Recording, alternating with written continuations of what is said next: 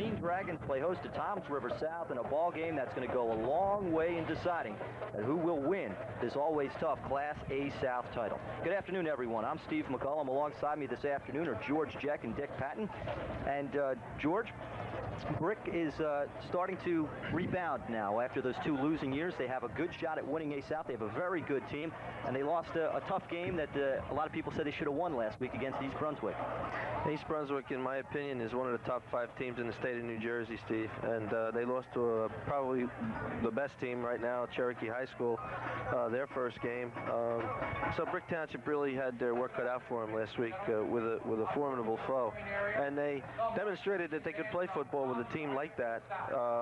So they feel pretty good about it, and they're hoping that their next goal can be accomplished to win the A South. And of course, to go a long way of winning A South, they have to beat one of their most heated rivals, and that's Toms River South. Dick Patton, tell us a little bit about Toms River South and about how they feel going into Brick. Now, really, a lot of people say really loaded this year, especially with Todd Durkin, a quarterback who can throw. Well, I think, you know, any time that South and Brick get together, and it seems, George, if you remember in the past, every time these 2 teams got together, it almost decided the championship. I mean, and it's a shame that they play so early in the season. South does have a tremendous offense, and Brick is going to be tested today, but they have a tremendous defense. And I think Brick's offense is much improved over last year, but South has a tremendous defense. So I think we're going to see one exciting game here, and it's a must-win for both teams. George, about the Brick defense, they're returning 8 starters from last year. Toms River South has an all-new starting backfield, although they do have a lot of experience in Lamacella and Noose that play a lot last year. Who would have the advantage in that type of matchup, the Brick D and the South O? Well, I think with Brick's experience on the defense, that's an edge for them. But they always have to worry about the Toms River South speed. South has speed, and if they match up with their speed, they usually play them well. That's the problem that Brick is going to have. They have to contain them and corner them. They can't let them break loose. And Dick, about Toms River South, do you feel that they will try and isolate their speed against Brick and try and turn the corner with a guy like Muse or someone like LaBarca? Yeah, Muse is not only fast, he's a pretty big kid. I mean, he's last week he had 138 yards rushing, and that's a lot of yards for a high school kid. Pete Lamacella, boy, if he gets loose, he can break it from anywhere on the field, and Corbin is a fine runner. The thing that I think South is concerned with is in the last 3 years with Chris Applegate at quarterback, people had to worry not only about the pass, you know, and their run too, but this year Carlos Hernandez is suspect at quarterback. Even though Chip LeBach is a fine receiver, and Tom Cesares and Tom Krill, both are good receivers, they haven't had to throw the ball yet, so there's a question there. You're absolutely right. That is a big question, Carlos Hernandez, and those questions and others will be answered once the opening kickoff gets underway moments from now. We will be back with that opening kickoff as Toms River South takes on Brick in a big A-South matchup. And we'll be back after these matches.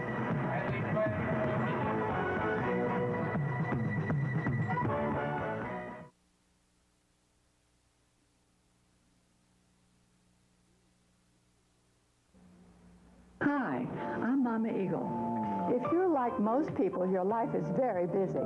That's why you should think of Eagle Home Centers for one-stop shopping. Eagle makes it easy for you because we carry a variety of products at reasonable prices.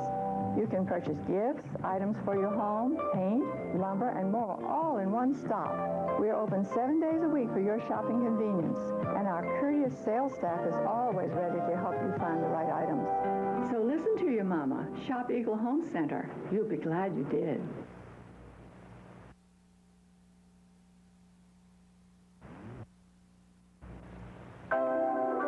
The Movado Museum Watch. The first watch dial design in the permanent collection of the Museum of Modern Art. Now, Movado's Sports Edition watch. Stainless steel, 18-karat gold micron finish, quartz, water resistant. A sportive interpretation of the classic. The Sports Edition watch from Movado.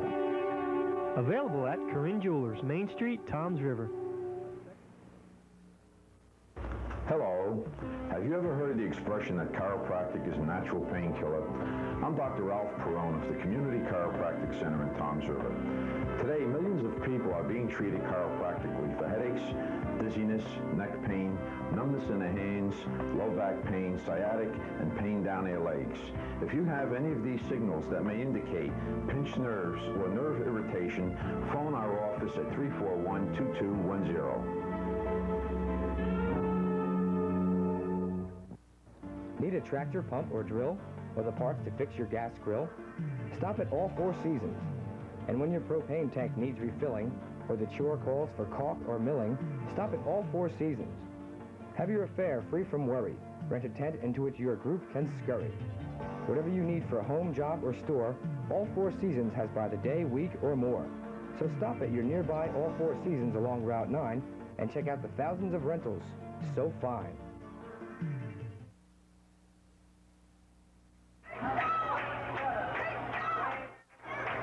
We're getting ready for the opening kickoff here, and needless to say, yeah, these guys are a little fired up for this ball game. A South is on the line.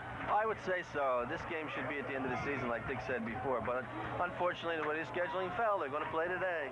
As we talked in the pregame a little bit, we mentioned some of the big guns for Toms River South.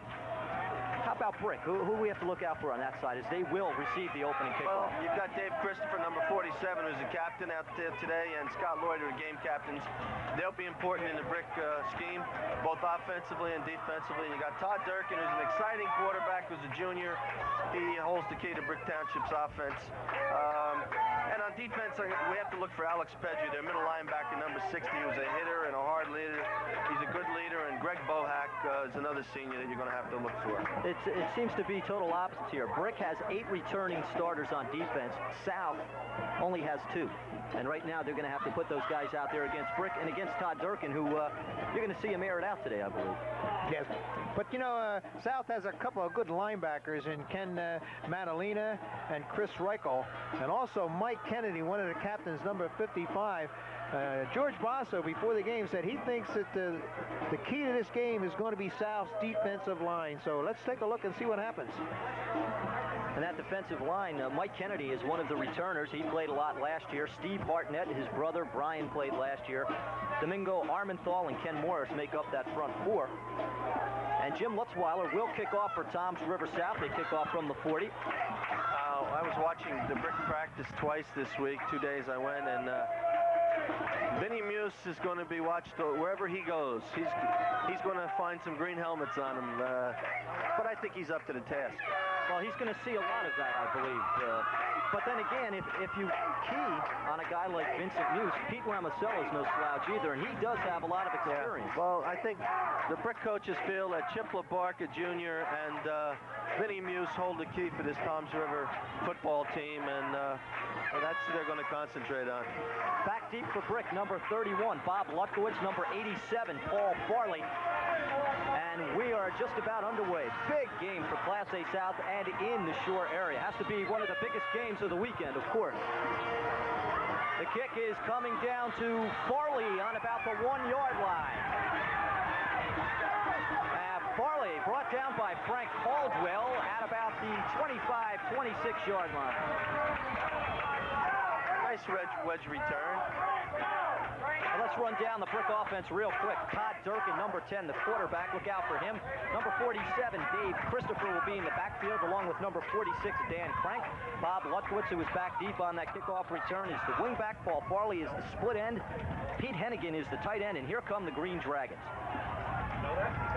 96 lined up wide out there. That is Matt Stefanski, who normally plays tight end. And they pitch it to Dan Crank, and he is knocked down by Steve Hartnett after a gain of, it looks like 2 or 3 yards. Interesting. I never saw South do that. Now, they dropped their linebacker when there was no tight end on the open side of the formation, and they moved him inside like a stacked linebacker. And Brick ran to the tight end side, as they usually do. Run down that South front 4 once again. It's Hartnett, Kennedy, Armenthal, Morris. The linebackers, Ken Madalena, who has speed. He's a hurdler. Chris Reichel, Jeff Lang. The defensive backs, Frank Caldwell, Sam Galloway, Tom Sotaris, and Pete Lamicella. Lamicella starting in place of Jerry Johnson, who was ejected in last week's victory against Howland. Under the rules, he cannot play the following week after an ejection. That's a good rule. Jeff Stansberry wide left. Durking rolling right. Reichel on the backside. Durking still looking, and he's run out of bounds. No gain, maybe a loss of one. It was Ken Matalina running him out. It was an interesting pass pattern, but it was well covered, and Toms River South defense strung him out to the sideline, forced him out of bounds. Well played. In for Brick, number 15, Scott Lloyd, number 87, Paul Farley. 88, Jeff Stansberry is out. Third down, make it 9 for the Green Dragons. Jeff Lang from South, number 43, made a nice play there, too, playing at over on the defensive left side. He strung that out real nice.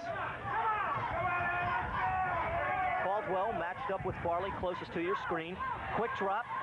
Durkin looking around. He's firing, and it's incomplete, but a flag on the play. I think you're going to get interference. Yep, you're going to get holding. They were holding number 46. As a matter of fact, his shoulder pad came right out of his shirt when the kid grabbed him. I didn't see who grabbed him. With that penalty, it'll give Brick a first down. South had him stopped on the third down, but of course the penalty probably had something to do with that. That's an indication that Warren Wolf is going to open up upstairs. I think Danny Duddy calls the plays now for Warren. He's allowed Danny to become the offensive coordinator, and Warren would have never opened up with a couple of pass plays on the other side of the 50-yard line if he was calling the plays. It is strange watching Brick use the air as their main weapon of attack on offense. But when you have a guy like Durkin, he had a pretty good week last week against East Brunswick. He's a fine young man, Steve. He really is. He's a great student academically and a fine man, fine young man. First and 10 for Brick. Greg Bohack in the ballgame. Hand off to Crank. Tries something up the middle. Doesn't get a whole heck of a lot. Looks like Mike Kennedy was among others in on that tackle.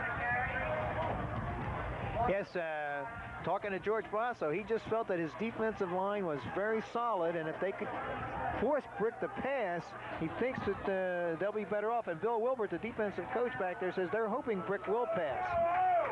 Well, that's Brick's strength, but they went for the run there, lost one, make it second down and 11. I think Brick's going to have to attack corner. They're going to have to attack outside with their quarterback, just as they tried to before. Here they come on the corner. Durkin rolling.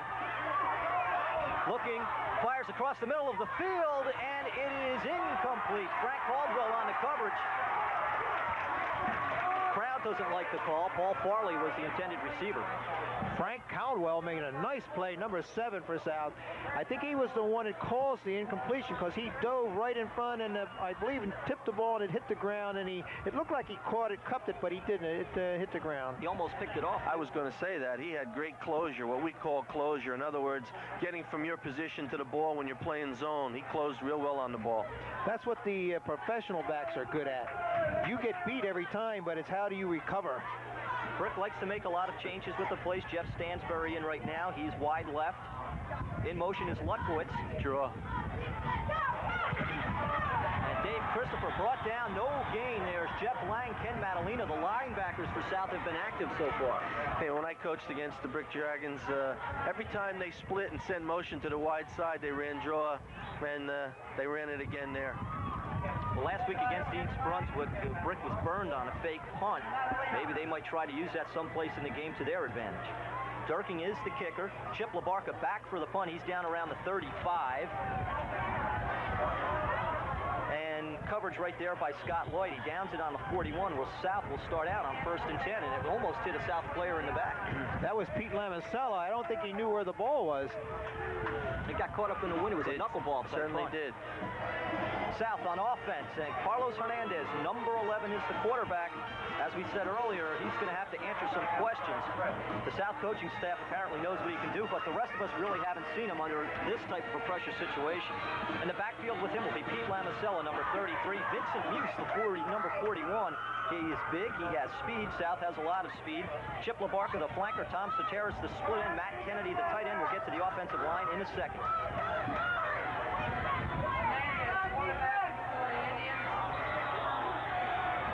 crossing over, number 61, Mike Caravallo, the right end. That's going to be 5 yards for Toms River South, it appears. Encroachment on the defense. I just noticed that Tom Soteris, number 88 for South, is going both ways, playing defensive safety and end. Yeah, Brick has a lot of boys that'll go both ways. They have to. They don't have the depth they used to have. Well, that's the thing Chip LaBarca does not like to do. He does not like to have his players go both ways, and he might even weaken himself at a spot just to have that one particular player. Second down and 5. Here's Vincent Muse looking for something around the end. And he breaks a few tackles. He gets close to 9 yards, and that was a good second and third effort by Vincent Muse. It appeared that they had him for a loss. Muse is no small boy. He weighs 190 pounds, and I believe when he was only a freshman, wasn't he Ocean County 100-meter champion? Yes, he was. So you can't tackle him with one arm.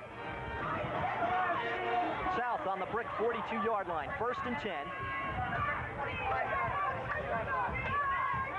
Quick start, Muse looking for something. Fumble. That's a fumble, Brick ball. Craig Faust on the tackle, jarred the ball loose. I think they're going to call him down, Steve. I think the ball, when he hit the ground, right? Yeah, well, that's the rule, is if the ground causes the fumble, then it's no fumble. No gain there by Muse, make it 2nd down and 9. And South, which had great success on the ground last week, has yet to put the ball up. Well, if they don't let Vincent turn the corner, I think Brick is okay. Well, they have Chip LaBarca Jr. split wide left. Paul Farley is on him. Soteris inside of LaBarca. And Hernandez back to pass. Quick in. And he has, it appears, that's Chip LaBarca. Yep. Gain of about 5-6 yards. Make it 3rd down 4. That was a very unusual pattern. It looked like Vincent Muse and LaBarca were, there must have been some confusion. Somebody ran a wrong pattern, but they both were open. They were. And they sent Soteris out on the deep pattern there. LaBarca cut in and he caught the pass. 3rd down and 4 for Toms River South. Brian Corbin in there, number 40. Hernandez back to pass, looking for LaBarca. He has him. LaBarca over the 20, down to the 15-yard line. 1st down, Toms River South. I wasn't quite sure the pattern there, George. Well, but I think did he delay? Well, see, the Brick defense has each person on the South offense numbered, and they're lining up man to man. And as I said before the game, you can match up with them, but you got to match up with the speeds for speed. Now they're trying to put Chip LaBarca one-on-one with a kid out here. He's going to have his hands full if Hernandez continues to throw the ball as well as he did there. And to get one-on-one coverage has to be a welcome relief for Chip LaBarca, who was double-teamed constantly last week against Howell. And if he is going to throw, this is the quarter to throw. They do have the wind to their back, it seems. This drive started on South's own 41. They're now down to the Brick 16-yard line. And it is Vincent Muse. Maybe down to the 14-yard line. 2nd down and 8 for Toms River South. Now, speaking about fine young men, Chip LaBarca Jr. is a fine kid, too. I mean, he was at our football camp at Farragut for years that Warren and I ran, and he's a fine young man. Brick's defense is going to have to rely on a little experience here and make something happen. They thought they had a fumble a few plays earlier. Right now, they got their backs against the wall.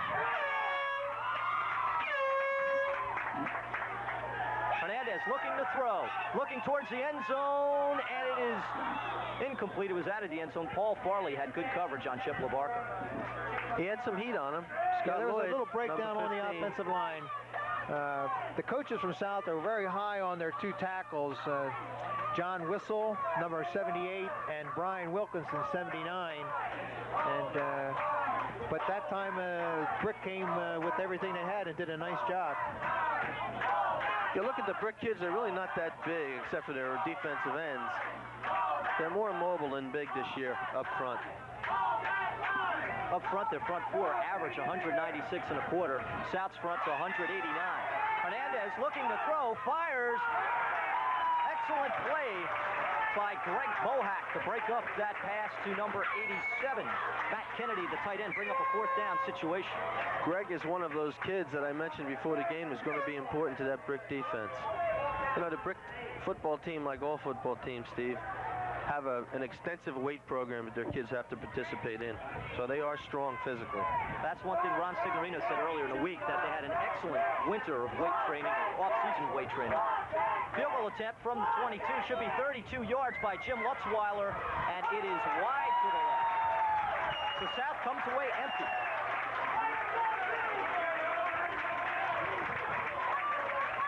Lutzweiler misses a 32-yard attempt, sails wide to the left, and Brick will take over on the 20, 1st and 10. Now, if that's any indication, that last series, they passed the ball 4 times, completed 2 for around 23 yards. Running the ball, they ran 4 or 5 times, and they gained 9 yards on 1 and almost 0 on 3.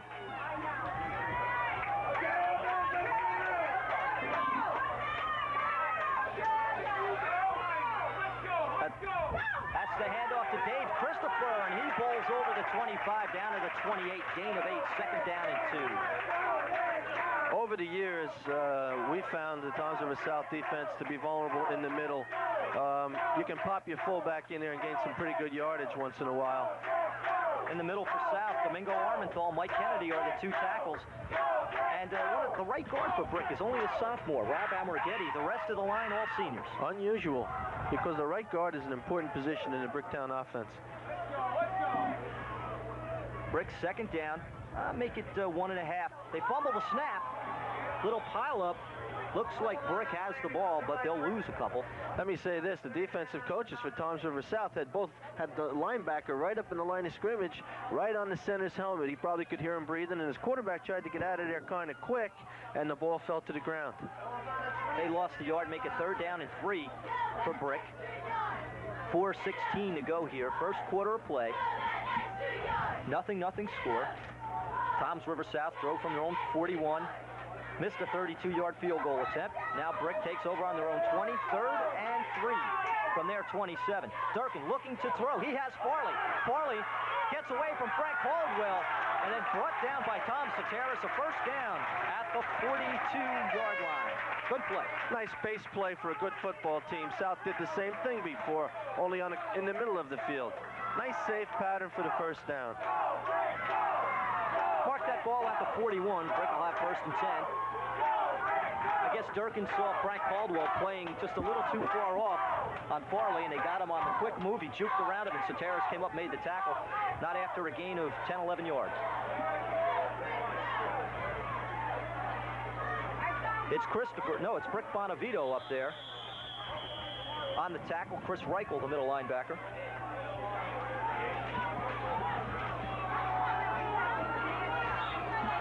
Toms River South uses that 6-1 defense that they have. They use it for years. They stay in it. They believe in it. Their kids know it well. And it's a tough defense to do certain things against. And Brick doesn't have 2 tight ends, which leaves the linebackers alone on the outside, free to chase a ball carrier. And that's what happened there.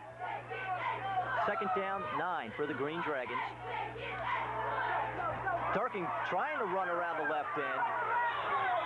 But Chris Reichel again on the tackle. No gain. 3rd down and long. Another passing situation for Brick. Defensive end on this right side did a tremendous job. He kept his feet, and I believe it's number 58. Reichel. He just stood there. They couldn't move him. He's got the outside linebacker position, Dick. With this 6-1, the ends are almost like tackles on other teams, and their linebackers are actually ends. Strange developing play there. Durkin firing, and it is incomplete. Intended for Matt Stefanski. He's the sophomore we talked about before the game, Steve. Looked like South almost jumped off there a little bit. No, South jumped into a 4-4, and where they had 7 deep. Stefanski, the coaches are going to talk to him when they see the films. A young receiver, he didn't come back to the football. He stood flat-footed. If he closes to the football and he keeps the distance between the defensive halfback and himself, he makes the catch. Almost blocked. The ball bounces at about the 35. Chip LaBarca is going to let it roll. And South will start out on their own 23-yard line with 2:10 left to go here. 1st quarter of play. We are scoreless. Brick and South. One of the basic mistakes that a high school receiver makes, they don't come back to the football when it's in the air, and they allow the defense to close on them. Hey, we were talking earlier about the way Brick has, well, in early going, they stopped Toms River South outside of that 9-yard run by Vincent Muse. Last week against East Brunswick, only 20 yards on 16 attempts for East Brunswick. So it looks like they can stop this run, and plus they have that experience up front. Look for Vinny Muse to come back on a counter. Here he is. And number 61, Mike Caravello, was the first man to stand him up. See, these teams know each other so well, I think, that I saw Brick working on that particular situation this week in practice, looking for Muse to line up somewhere else and looking for some kind of counter action to him, and there it was. They hit Muse with a loss of 1, second down, 11.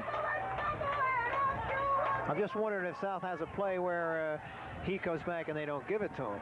Then you're in trouble. Right. True, Dick. Tom Krill split wide to you here on the right. Hernandez, the drop back, and there's a sack and a fumble. Alex Pedre, the man you were talking about, the key linebacker for Brick, had the sack, knocked the ball loose, but Toms River South recovered the football. Very, very alert play by Pete Lamicella. When the quarterback fumbled that ball, he came back. He saw he was in trouble, and if he hadn't come back, he made that recovery.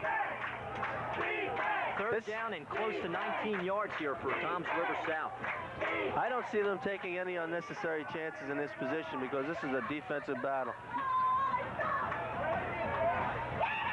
They hand off to Lamicella. Lamicella trying to get around the end. But right there, Scott Lloyd to bring him down. As he picked up about 8-9 yards, make it 4th and 10, and Toms River South will kick. Hey, nice safe play. Don't put the ball in the air and take a chance of giving them good field position because they feel their defense can hold Brick. That was a nice play by that player from Brick because I think Pete was off to the races if he hadn't have grabbed his shirt. Because he is quick. Absolutely. Well, they call the timeout here. I guess they want that wind behind their back with a punt. Help them out a couple extra yards. No, that's a smart call. Very. Otherwise, it runs out. Then they got to punt into the wind.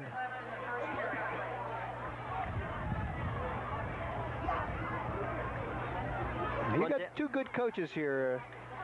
They know what they're doing. Run down the Toms River South coaching staff, if we could, Dick. Chip LaBarca's staff, they're doing quite a job. George Basso is defensive coordinator, along with Billy Wilbert there on that side. Yes, we have the linebackers as Chris Johnson. The defensive line, I believe, is Lynn Lloyd. The offensive line is Vinny Iacola. Receivers is Jeff Schultz. Tom Regan, a new coach from Raritan, and Joe McHarris, a freshman coach. We'll get to that Brick coaching staff. I know you're awaiting that. That'll come shortly. There's the kick coming down to Farley on about the 35-yard line. Matt Kennedy misses the tackle, and he's brought down by Brian Corbin, and I guess Kennedy helped him out there a little bit. Brought down at the 37-yard line. The Brick coaching staff, Warren Wolf, of course, seems like he's been here forever. George, you know all about that. Yeah, my friend and a legend in his own right. He's got a fine record over the years, and he's a great man, a great individual. The kids love him, and the community loves him. And then he's got assistants Tom Gianella, Dan Duddy, Dennis Filippone, Jim Calabro, Rich Caldez, Ron Signorino Sr. and Ron Signorino Jr. helps out, Donovan Brown, Warren Wolf Jr., Kevin Campbell, and then we have a fellow who comes around to help them, Tim Osborne. So they've got a fine bunch of coaches. That's a pretty big coaching staff right there, I'll tell you. Well, with the end of the first quarter, Toms River South and Brick are scoreless. We're going to step aside. We'll be back for the second quarter of action after this. Hey, Rob.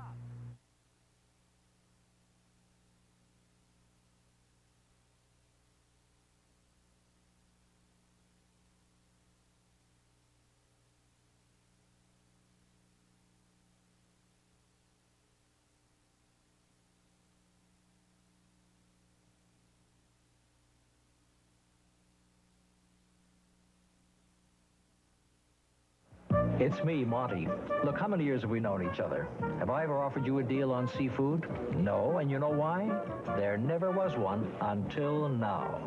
Because at Bonanza restaurants, you can get a dinner of all the tender golden shrimp you can eat, only $6.99, plus a free trip to Bonanza's Fresh-tastics food bar, and all you can eat Bonanza in itself. Ladies and gentlemen, the deal lives on.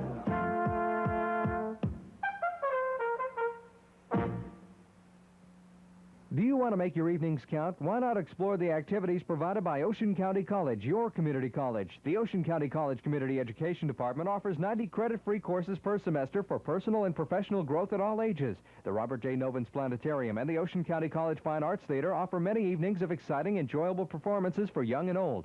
Credit courses are available on the main campus as well as 7 extension centers throughout the county. For more information on Ocean County College, call 255-4000. Remember that the future belongs to the educated, and Ocean County College is a place where happy endings begin. Hi, I'm Bart, your Eagle Home handyman. And if you haven't seen me recently in our Toms River store, it's because I've been a traveling man. I've been on the road working in our other stores to make sure there's plenty of merchandise, and more important, to make certain that we're still providing that great Eagle customer service. Did you know that we cut keys, glass, and shades, and make simple cuts on wood free? We offer free advice. Please give us a call. If I'm not there, just leave a message and I'll be certain to call you back. Because our customers, that means you're what it's all about. Hope to see or hear from you soon. Stop by at any of these fine Eagle Home Center locations. Route 37 East in Toms River, Route 9 in Bayville, Route 35 in Chadwick Beach, Union Avenue in Lakehurst, or Route 9 and Route 30 in Absecon. Quarter of action. There's the pitch to Dan Crank. He gets maybe a yard, 2nd down and 9. They're trying to swing it a little bit out there, not much. Well, Brick is showing on defense that they can stop South's speed so far on the run. They haven't done all that much. Well, you know, speed is a touchy thing. You can stop, and all of a sudden it's that one-arm tackle and you're gone. And they have to contain the South offense, definitely. And I think their defense is going to have to turn the ball over in position for the offense because they're having trouble moving the football. There he goes, 2nd down, make it 9 for Brick. Bohack in motion. They give it to Christopher. Christopher over the 40-yard line.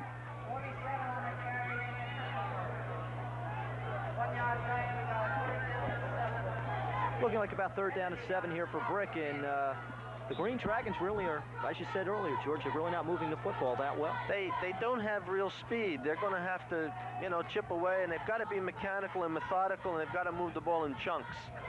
I think the key for Brick is going to be to turn the ball over defensively in good field position. They almost had a great one before on the sack by Pedre, but Toms River South recovered. Durkin looking to throw, avoids the rush, and is intended for Farley, and it's a completed pass. Now there illustrates what you were talking about, the receiver coming back to the ball. Now there's a case where, now I'm not going to dispute the call, but there's a case where the official was behind the ball being received. You know, that's what's nice about college and pro. They got 2 or 3 guys there, and there's one in front, one in back. I'm not disputing the catch. It's just that I thought the official had a tough decision to make there. The linebacker for South, Mike Madalena, almost got the quarterback. You see him come through there, number 49? I think if it was dropped, the sidelines would have went wild, Dick. Here's Durkin. He's rolling right. He's got some real estate to run. He gets a good block, but I'll tell you right now, that was one heck of a play by Jeff Lang because Jack Redmond had him sealed. Yeah, number 74, you know, you can't block below the waist anymore in football.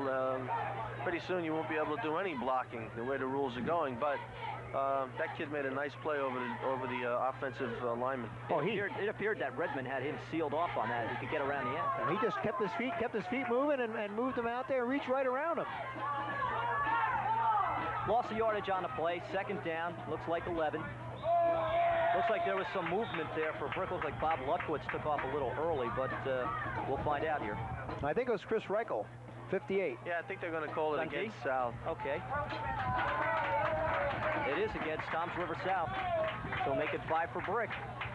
It used to be you could do that as long as you got back on side. There was no problem. So these are the kinds of things that South has to be careful of, you know. They can't keep giving them 4 or 5 yards on penalties, 10 yards on penalties. They'll be in trouble. That was a little bit of a problem for South last week. They had 9 penalties for 100 yards against Howell. 5 yards makes it 2nd down and 7. Try something up the middle. No go there. Nothing doing there for Dave Christopher. No gain. That was Ken Morris, 77, right in the middle of that line there. Ken is a 190-pound sophomore. Sophomore in the starting lineup on defense. One of the frustrating things about coaching is when you work all week on a play or two and you think you're going to work and you come into a ball game, you run it twice, you get no yardage. You start to search a little bit. 3rd down. Here comes Reichel attacking Durkin, but he's got Scott Lloyd for the 1st down and more. Lloyd is run down by Soteris and Jeff Lang, but not until they get way into Toms River South territory at the 25-yard line. Well, there was a case when the linebacker, Chris Reichel, he blitzed, and when he blitzed, it took him out of his pass coverage, and the receiver was wide open. Scott Lloyd came from across the tight end side of the field to the open side of the field, like Dick said, and it was the right call with a blitzing linebacker. And Durkin paid the price, too. As soon as he released that ball, Reichel nailed him, but Reichel didn't get there soon enough. Yeah, I didn't see what the left end did, but he must have taken the other guy out of there, so when he came across, there was no one there. He went a fly pattern. 1st and 10 at the 25 for the Green Dragons. That's the biggest play of this football game. Durkin rolling, but Madalena bulldogs him down for a loss of 7.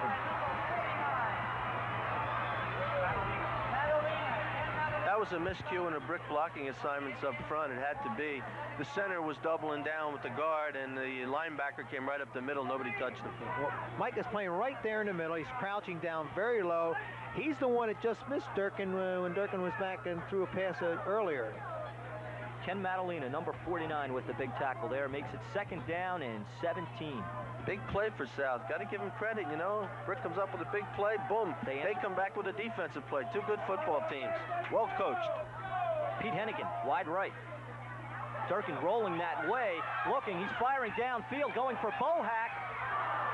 Nice attempt by Bohack, but the ball was just a little overthrown. Sam Galloway on the coverage. 3rd down and 17. That was played very well defensively. He let the offensive player be between him and the sideline, and which means the passer had to throw, Durkin had to throw the ball over him to get to him. 3rd down, 17 after that long incompletion. A lot of high school players on defense, they'll get on the other side and get the kid on the inside and don't use the line as a helper. I saw Brick work on a lot of screen passes this week in the 2 practices I saw. Here comes Ken Morris on the backside as Durkin goes deep, and it's a touchdown. A beautiful catch. He's got a flag. Beautiful catch by Bob Lutkowitz. There may be interference I think they're going to take it back. I think they're going to call offensive interference on number 87 for Brick. That's Paul Farley. Yes, he was same way that the defender had him between the sideline, and the only way he could get back to the ball was possibly, he might have, I don't know, we can't see from here, he might have pushed off to get to the ball. We don't know from here. Well, that 32-yard touchdown pass to Bob Lutkowitz is wiped out with the penalty. Well, the official was right there and much closer than we were. I hate to see anyone lose a touchdown, but well, if you're the coach's team through it, you want it, and if you're the coach's team that was giving it up, you don't want it. So well, the defensive player had very good position. The ball was well thrown because that's the kind of ball that floats out there, and the receiver can see it and come under it. Well, at one time, Brick was on the South 25. Now they're on the South 47, and they'll punt. Offensive interference, high school football. It's a loss of down, so it makes it 4th down. I thought I saw Chip telling his son he wants him to catch the football, so no, that's he's not going to catch it this time. They're keeping it away from him. He didn't get a helpful bounce, but he had that angling towards the corner. That was a really good kick. They don't want to kick the ball to Chip. He's one of the outstanding athletes on that field. That's set up on, looks like the 15-yard line. Being the ex-coach that you were there, Mr. Jack, notice the way that ball, when it came down on its end. Normally it comes down on its end, it'll get kicked the other way, but that one came back. They call that a pooch punt, Dick. They teach the kids to kick that, and I told Steve that last year. It prevents the ball from bouncing forward into the end zone. Lamasella between the tackles finds something and gets up about 7-8 yards or so. Found a little crack to go through. Lamasella, the 5'8", 145-pound senior with a lot of speed, got 8 yards. So second down and 2. Sometimes, you know, it's much easier to see the bigger back coming through, and a smaller back like Pete, who can squeeze through the hole and has that speed. He gets through that hole, he's gone. Well, that's the thing with Joe Morris. They ran the sweep. He had Carl Nelson and Bovaro on the right side, and he couldn't see him. Second down 2 for South. They run it to Muse. Muse fumbles the football, and it looks, there's a lot of green shirts there. And there's the Brick football right there on the turnover, it appears. Nope, they're going to give it. South had the ball. South had the ball. The way Brick was jumping up and down, I thought they got the initial signal that it was their football. I think Brian Wilkinson, number 79, got back to the ball. Must have taken it away. Brian's a pretty good boy. He's a wrestler also, so he could get down underneath that ball pile and take it away.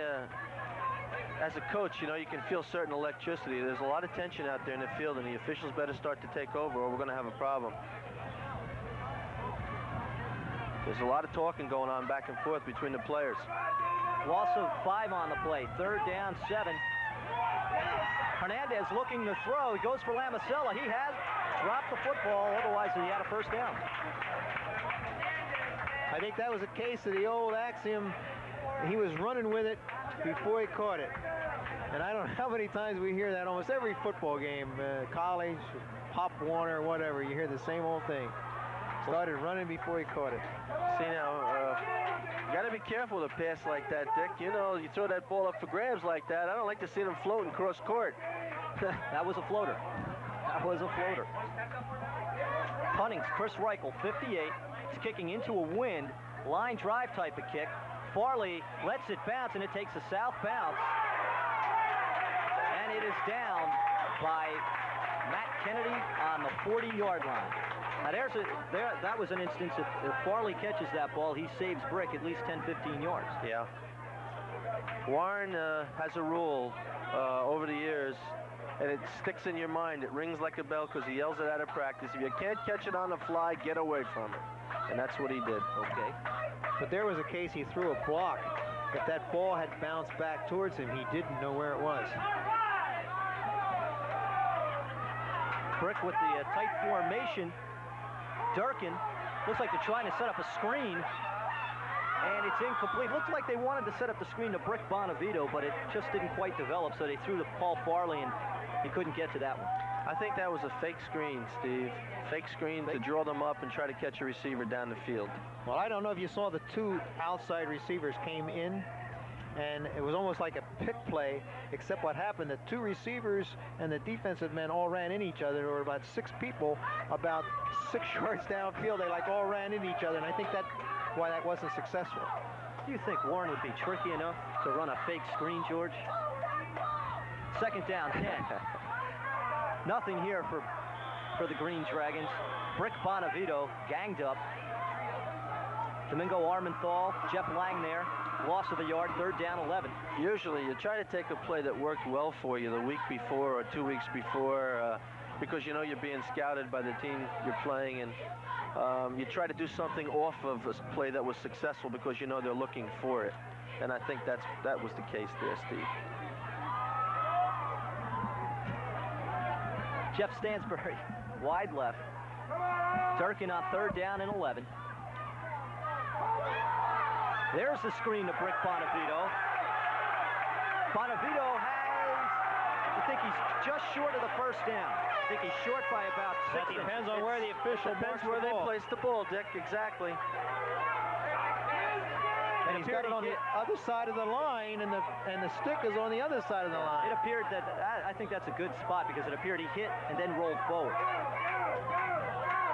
That brings the ball just short of the 50-yard line where You know, Tim, this 93, Domingo Armandal, his brother played for North last year, I believe, or the year before. Matty going for it on 4th and inches, and Durkin, now here's another spot situation. Durkin made it. He's across the line. Yeah, I thought he made it. He's well across the line. That is going to be a Brick first down. You saw the Brick offense close down, shoot a shoe, like a wedge technique almost, and the linemen go in there, coming down to the inside, almost like a pointed arrow, and he managed to get it. 3:57 to go here in the first half. Steve McCullum along with George Jeck and Dick Patton. Toms River South and Brick are scoreless. The Green Dragons have a first down in Toms River South territory, right on the 49. Durkin rolling to the left, tucks it under, looking for something. He gains a yard, maybe two. That was Tom Soteris. He played that very well from safety. The end held him up just long enough, and then Soteris came up and made the stop. So far, the big play in this football game has been that offensive interference penalty wiped out the 32-yard touchdown catch by Bob Lutkowitz. And I'd say defensively, Brick has had 4 or 5 almost turnovers. Yes. And the South, you never know, they might have to go into a little longer passing game to do something and really get Carlos Hernandez going. Durkin trying to throw, but he is sacked by Domingo Armenthal, and the sideline is screaming for possibly a face mask. I thought it was myself, but... Is that Domingo Armandal? Yes, number 93. Boy, hey, his brother, remember, he was a defensive tackle up there at Toms River North? I don't remember that. Yeah, I think Matty Armandal. He played, I believe, last year. All right. Right, did a heck of a job. Okay. Yes. So, must be good football players in that family. 3rd down, 16. Sacked by Armenthal, puts Brick back in their own territory. Durkin rolling again, looking downfield, hangs it up. It's incomplete. The ball intended for number 11, Bill Kleisler. That's the first time we've seen him this afternoon. That was a nice toss with the wind. That ball was in the air, let's say 20, almost 60 yards. That number 37, Sam Galloway, for Toms River South, is doing a nice job defensively. He kept him in the right position, was step for step. You know, he's done a nice job. Durkin to kick. Good kick. LaBarca should field this one on his own 18-yard line. And he returns that to about the 26-yard line, return of about 8 yards. South will start out with 2:09 left. Now let's talk about something here, South on offense. Do you think that they're probably playing it a little conservative with Carlos Hernandez and not opening things up? And I think they might have to go away from that because their running game hasn't been all that successful. Well, from what I've seen so far, I don't think Carlos has had a lot of time to throw the ball. And being an inexperienced quarterback, not having time, as Coach Jeck said before, he threw the ball one time up for grabs, we thought. One time he slipped, and then he let it fly. I mean, I don't think he's as poised, you know, and that's been the problem. 1:49, the clock is running. And here's Hernandez looking to throw. He has Tom Soteris for a first down and more. Lutkowitz wrestles him out of bounds at about the 48-yard line, and that'll stop the clock. Big play. Yeah, Tom Soteris is a fine athlete. He's the one who caught the touchdown last year in the state championship game, put South ahead. He also plays baseball, and he's a starter on the basketball team. So you can understand why he goes both ways, and he also plays safety. He's a fine athlete. That's a gain of 21 yards. That was a nice concept, that play. I'd like to get back to that. Quick step toss to LaBarca. LaBarca out of bounds. See, Brick is playing man-to-man on the defense, Steve, and and they're making... South made a play fake in the backfield of Muse, which held the linebacker who was watching that tight end. He was looking into the backfield, and the tight end broke to the sidelines away from him. And he was wide open, and the man who was on him, Lutkowitz, he was in a chase. So the concept was great on the part of the Toms River coaching staff. Pass LaBarca gained about 6 yards. 2nd down and 4, minute 35 left to play. Brick crossed over the line. That's the second time this afternoon they've done that defensively, and that's going to give Toms River South a first down. And let's talk about this right now. South has gotten 2 first downs. It's 21, 26 yards, and they've only run 6 seconds off the clock. Well, Carlos has had the time. Those 2 times he had time to throw the ball. He wasn't rushed. That time when Brick jumped off sides, it looked like the blitz was on. Yeah, I don't know if you noticed how close the Dragons were up on the line of scrimmage. I guess they don't want to give him time.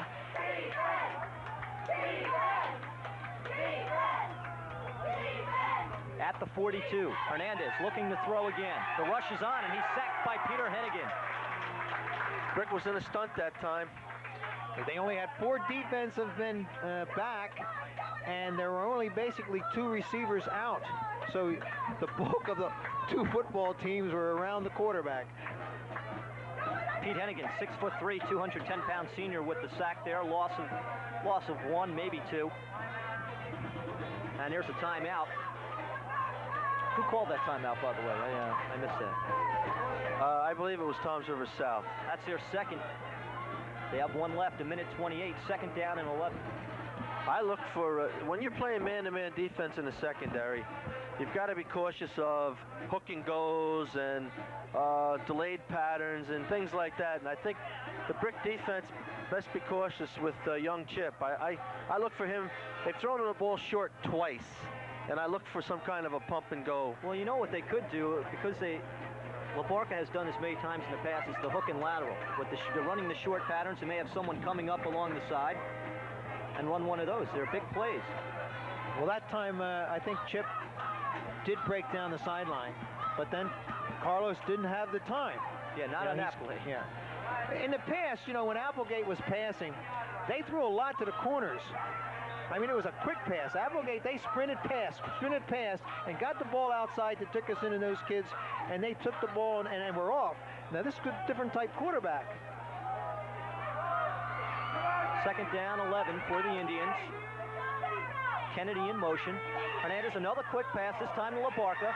LaBarca along the sidelines. I don't believe he got out of bounds. See, I said it did. They stopped the clock with 1:22. You're right. See, Tim, what happened there? He did run a deep pattern on that last play. The quarterback got sacked. So the guy laid off of him, the defensive back. I don't know who it was, or they laid off of him and left that open again. They are definitely going to the air. That was a gain of 8, that pass to LaBarca. 3rd down and 2, and you really have to like the way Toms River South has used the clock on this 2-minute drive. Brick is up tight, and they're blitzing. Hernandez is under a heavy rush. He's brought down by Mike Caravello to number 60, Alex Pedre. Like I said, Alex is the leader. He's the toughest kid on the defense, pound for pound. And Toms River South calls their last time out after that sack. They sent everybody up on that one.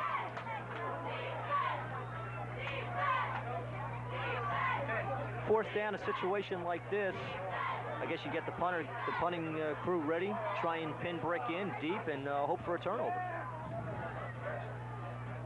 That's going to be the answer to this ball game. I just have a feeling that somebody's going to make a key mistake, and that's going to be the difference. South has come close to that key mistake many times. They fumbled twice deep in their own zone, and they didn't lose the football. They're very lucky. I know Brick was working on stripping the football this week, and they're looking for some turnovers, because I think they're realistic. They know they don't have the speed to match. They think they can hold them, but they've got to get the break and got to get the turnover, and they were working on those kinds of things.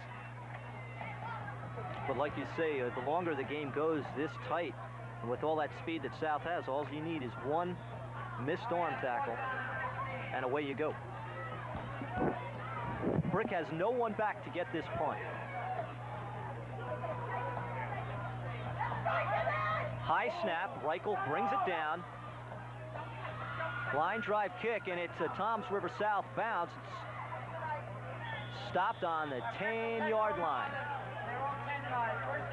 Jim Ussery for Toms River South down the ball, and Brick will come out with 1:05 left on their own 10, and the South defense looking to be a ball hawk right here. I guarantee you that Brick will do nothing fancy here. That was an excellent kick. He kicked it low into the wind, so he got the roll. You know, he didn't try to put it up high. South has no timeouts left, so There's a young man on the sidelines, number 42 on crutches, sophomore running back for Brick Township, Chris Velez. He's a very quick kid, and he broke his ankle, and he's out for 6 weeks. Just about the season. They run a quick play to Brick Bonavito. Bonavito gets 10, 11 yards. Steve, I was coaching in Brick Township at the time Brick was born, and his family, the Bonavito family, in town, they've been involved in the Pop Warner program. His uncle Joe and his father Andy, and they named him Brick because they loved Brick Township so much. And here he is, a senior, playing football for Brick Township. It's just amazing. That's his real name. It's not a nickname. Brick. That is his name. Well, it looks like Warren took a timeout, Coach Jack. He's going to try and score. Well, you know, you get off the goal line like that and you get some air. I don't know. I kind of figured that he would just let the clock run out and go in at halftime with the scoreless tie. Well, you're not going to see anything fancy, I can guarantee you that. Like I said before, that straight hitter just picked up a lot of yardage, and if he can get up to midfield, maybe he'll try a couple tosses, but not from down here. If he does, he's a different man than I used to know. But he could throw one of those fly patterns. Durkin's had enough time, and the kid has been down the field. You never know. He doesn't want the ball to get picked off, Dick. I know the way he thinks. He thinks like Darryl Royal. 2 out of 3 things can happen bad when you put the air but with ball only, in the air. So. With only 44 seconds, there's not too much that can happen. 44 seconds left.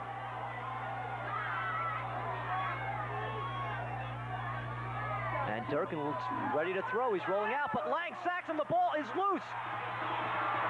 It's recovered by Toms River South, Mike Kennedy. And what was that Darryl Royal said? And South, I don't believe, has any timeouts. South has no timeouts. They recover the fumble on their own 15. I have to wonder about that. I know. Give the game to the referee! You know, like I said, I know the way he is, and that surprises me. And I think his coaches probably talked him into it.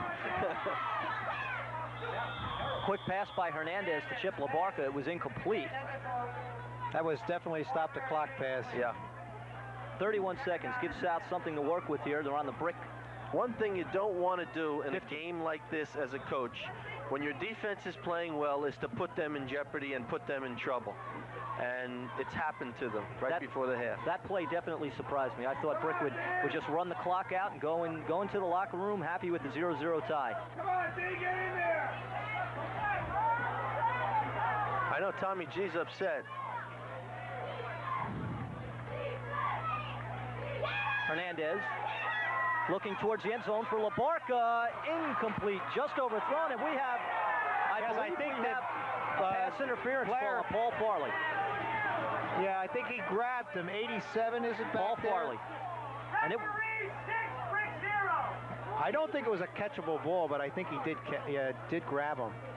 I'd like to see that again. But now that's only a 15-yard penalty. That's not. It doesn't go on the 1-yard line. In high school, you just mark off 15 or whatever it is. So it'd be half the distance. Now it's only half. So that's not a bad defensive play if you think the kid's going to score on you. Well, it gives South 7 less yards for which to work with now. In the pros, I think they do it intentionally a lot more. The kids in high school are kind of worried about the coaches getting on their cases. But like you said, if it's going to be a touchdown, a sure touchdown, it's the best thing to do, Dick. It may be harder to go 1st and 7, you know? 1st and goal. There's the pass in the end zone for LaBarca, and Paul Farley wins this battle. It looked like the Chip LaBarca almost pushed off on Paul Farley there. That looked like interference that time. I mean, the Brick fans are upset because that time they said he should have thrown the flag, and the last time he shouldn't have. I don't know. Yeah, we have about 25 officials sitting out here in front of us. They're making quite a few calls. All right, Coach, what are they going to do here? Well, I think you're going to see him try to go to one of his backs out of the backfield with some deception, a fake, like the counter he used to run the back to the flat. I think that's one of Chip's favorite plays here. They have a lot of room to the left side. And Hernandez looking to throw. End zone. Touchdown, Back out of the Lamicella. backfield, Dick. Just over the outstretched arms of Jack Redmond, the linebacker. And Toms River South capitalizes on the questionable brick offensive set with the turnover, and South cashes it in for 6. Carlos Hernandez was really rocked just as he released that ball. Another split second and he wouldn't have got it off. Lamicella is a very good athlete. He also plays baseball. You saw that catch, Coach. I mean, that was a nice catch. Yeah, he was held out of the backfield too, but he broke away from the linebacker that was holding him. Jim Lutzweiler in to attempt the extra point. Everything's perfect there. The kick is good, and Toms River South leads 7-0. That answers a few questions about will they throw the ball. We've seen it today, haven't we? All the momentum now goes to South when you score right before the half like this. As a coach, do you second guess yourself after something like that happens? No, you forget about it. You tell the kids, look, that was my fault, not your fault. You know, we have to go back out there, we stick together, we go back out and we start from base and we see what we can do together.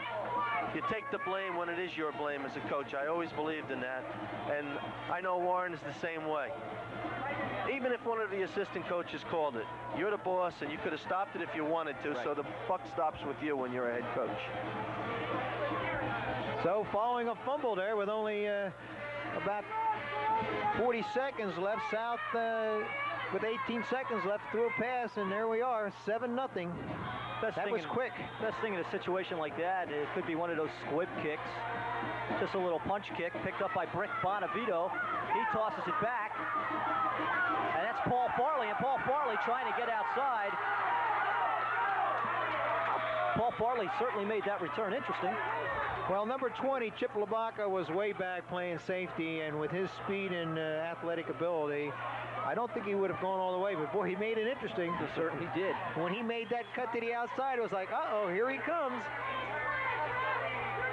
Brick calls it second timeout. George, so I think Warren's going to throw again. I think so, too. Yeah, I think he's going to try to get on the board if he can before he leaves the field. They're on their own 44, 10 seconds left. When you have plays that take a long time against the South defense, and you're spread out with wide receivers, you don't have a tight end on one side, and they're going to send their linebackers. Now, they got beat one time with it on that cross pattern to Lloyd, but most of the time it's been effective, and they've blindsided Durkin a couple times.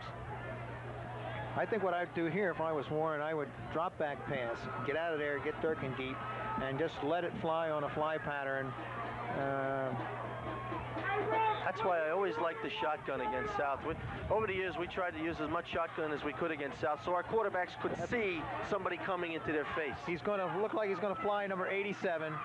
The only one running deep is Paul Farley. The out and up. The ball's a little underthrown. I tell you, Paul Farley had Frank Caldwell beat. Tom Soteris came over from the safety. You know, the other 7 was beat. He was beat, but the ball just hung up a little short. Soteris came over from safety. Fine athlete. He had him beat, and that was the only guy running deep. Everyone else was staying in tight to pass block. You could see that, Coach. Yep. I mean, you could see. I mean, it's just like, oh, here he goes. Yep. And Brick calls its last time out with 2 seconds left. Surprising that you would be fooled and allow somebody behind you. You know, that's what gives coaches gray hair. One time now, you know, old coaches talk about the past a little bit, all right? We're playing Middletown, well, then it was Middletown, just Middletown High School. Okay, we'll get back to that story in a little bit, Dick. We're going to have to break away right now for these commercial messages.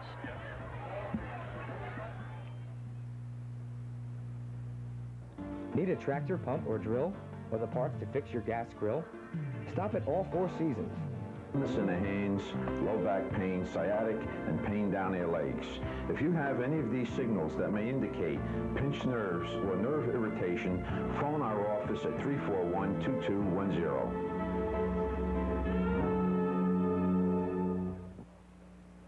It's me, Monty. Look, how many years have we known each other? Have I ever offered you a deal on seafood? No, and you know why? There never was one until now. Because at Bonanza restaurants, you can get a dinner of all the tender golden shrimp you can eat, only $6.99, plus a free trip to Bonanza's Fresh-tastics food bar, and all-you-can-eat Bonanza in itself. Ladies and gentlemen, the deal lives on.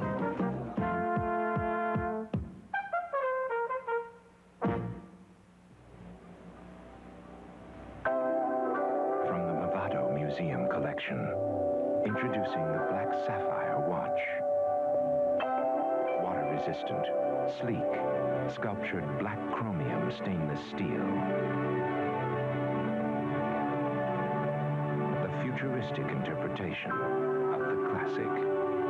The Black Sapphire watch from Movado. Available at Corinne Jewelers, Main Street, Toms River. We're getting ready for the second half of play. Toms River South leads Brick 7-0.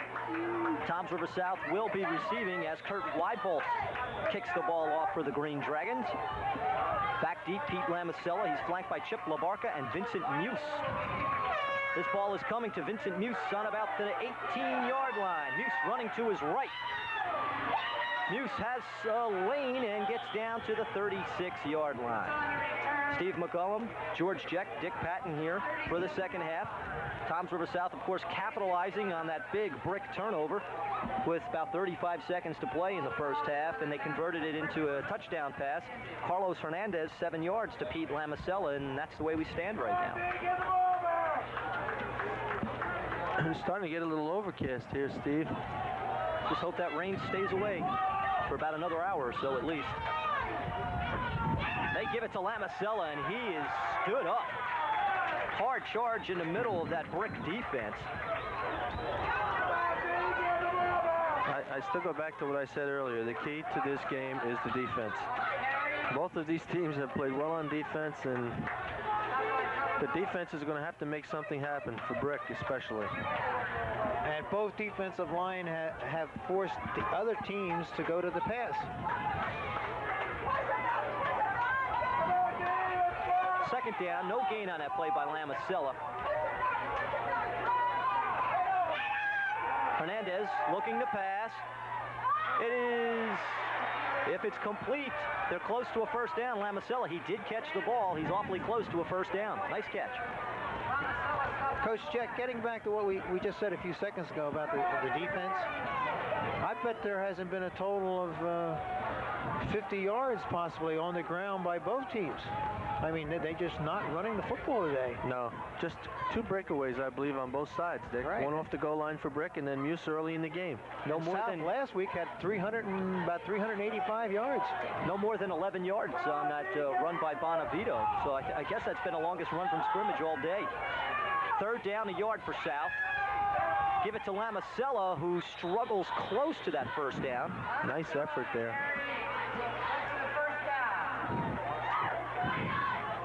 It is a first down for Toms River South. Run down their offensive line quickly. Brian Wilkinson, a returning starter from last year, he's at right tackle. Mike Britton, a senior, is the right guard. Sean O'Keefe, a sophomore, is the center. Joe Chaconis is the left guard, number 53. And John Whistle, another returner from last year, is the left tackle. Sean O'Keefe starting in place of Harry Fisher, who's out for the season practically. He has a pretty bad knee, has a ligament damage. Very good wrestler, Harry Fisher. On first down, they give it to Lamacella. Doesn't get anything there. Looked like Scott Lloyd forced that one, the strong side linebacker. And he's playing a pretty good game for the Green Dragons. Scott's come a long way. I knew him as a young man, a little boy, as a matter of fact. I don't want to age myself, but he has come a long way. I guess a lot of these names that you see on the Green Dragons are quite familiar to you, Georgia. You spent 16 years of your life coaching with this football team. I know a lot of their fathers. Second down, 10. Hernandez is hit as he falls. The ball is just a live duck in the air there, falling to the ground. But luckily for Toms River South, they got away with a potential disaster there. He was hit by 3 players at once, Hernandez was. Both defenses are really playing superbly. South scored, but I have to give that touchdown because of the Brick offense, not because of the Brick defense. I mean, that's just the way coaches think. But the potential is still here with that speed that South has. And although Brick is stopping them, one of these kids could break it. 3rd down 10, LaBarca in motion. Hernandez getting a rush from Hennigan. They're trying to set up the screen, and that ball was almost intercepted by Mike Caravello, who was on his knees. That was read very well by Jack Redmond, number 74 for Brick. He followed him right out to the flat. It wasn't a bad call, coaching call. He tried to get the ball out to Lamasella, give him some running room with the football, because they're really not getting anything inside at all. Chris Reichel back to punt for Toms River South. Paul Farley down on his 30. Kicking into the wind is Reichel. End over end kick, taken by Farley on the 31. Farley gets away from a couple tacklers and taken down by Chip LaBarca after a gain of 5 or 6. They'll start out on their own 38-yard line. That could have been trouble. Billy Bales, number 13 from South, ran past the football. First man down the field. That could have been trouble. I thought it was a gutsy play by the Brick receiver there. I don't know if I would have caught that thing, or at least I would have used the fair catch signal to catch it. Brick breaks out, down 7-0 here in the second half. 9:21 and counting left in the 3rd quarter. A lot of movement on defense for South. Sam Galloway now dropping back. They give it to Brick Bonavito, who is met hard by number 77, Ken Morris, and a host of others for Toms River South. The Toms River South coaches know that Brick Township likes to run to a tight end and to a wingback. And when Brick set up with a split receiver to the right side, the offensive right side, and a wingback to the left side, they overshifted to the wingback. And then when the wingback went in motion, they kind of shifted back to the set. So that's why there was a lot of movement there, Steve. Brick Bonavito, who ran the ball in that play, appears to have some kind of injury to the wrist, arm area there. He is walking off the field. Boy, that Mike Kennedy for South, number 55, he was the one that made a hit there. He's playing a great game, too, defensively. Here's Durkin rolling right. He's got a lot of room for which to run. Durkin awfully close to the 1st down as Sam Galloway knocks him out of bounds. Now, that's the first time, I believe, today that the corners of the defense for Toms River South has broken down, Coach. Yeah, there was good blocking out there. There was nice deception in the backfield there. A nice fake by Durkin, and he tucked the ball, what I call tucked the ball away on his hip so the defense couldn't see it, and it was a nice gain. Awfully close to the 1st down. They're going to bring out the chains on this one. They're still tending to Brick Bonavito on the sidelines. He still has the helmet on, so that's a good sign. Well, the Brick players are not allowed to take their helmets off on the sidelines, Steve. Even if you're hurt? Well, they don't like to take it, or they don't like to be different. They're told to be, everybody's the same, and that's the way it is. I'm sure if it was a head injury or something that they had to check, they would take his helmet off. Well, the ice they're applying to Bonavito, who's right in front of us now on the Brick bench, it looks like it's near his elbow. And the run by Durkin was short. He's faced with a 3rd down and inches situation here.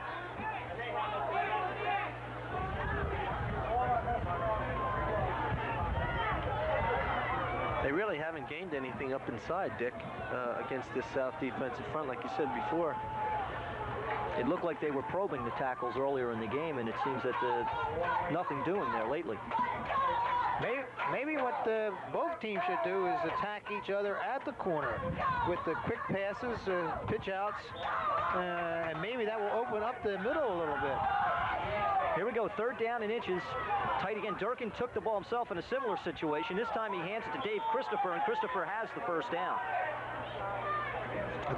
That last lunge, I think, got it. He didn't have it the first time, but he... Dave Christopher is a big, strong kid.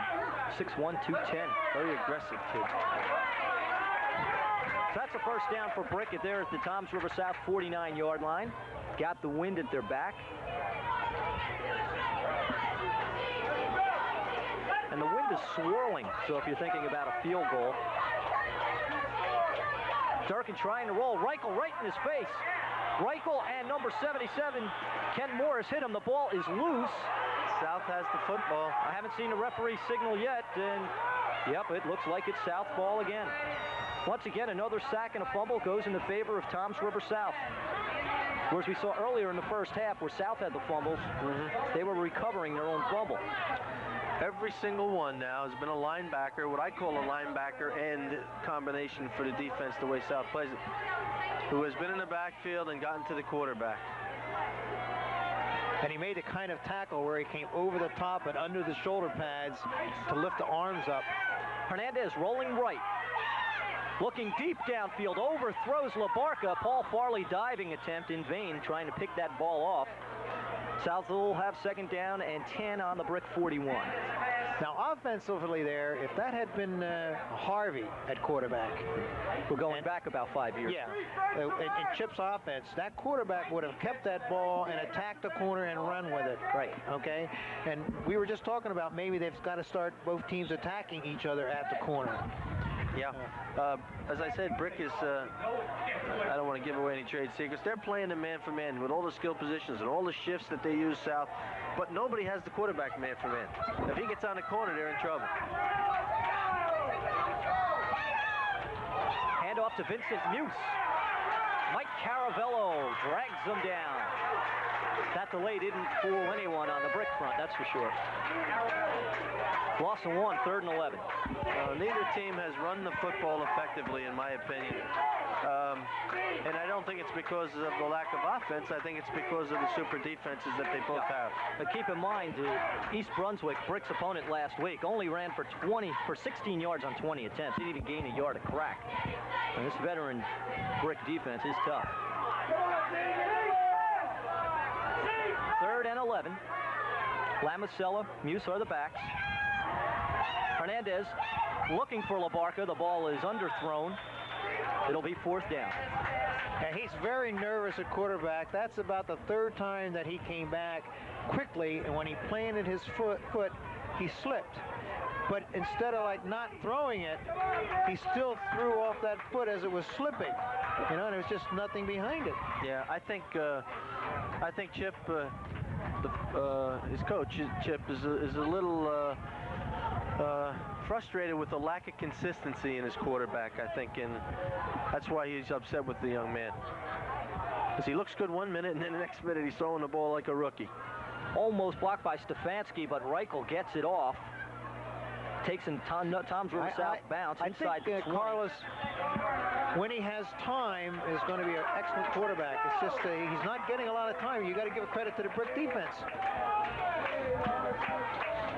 Well, George, you said it early off. It was going to be a defensive game, and yeah, and I thought right now it should be 0-0, but it's not. I mean, hey, I'm not going to take anything away from South. They put it in there. Yeah, and that's the name of the game.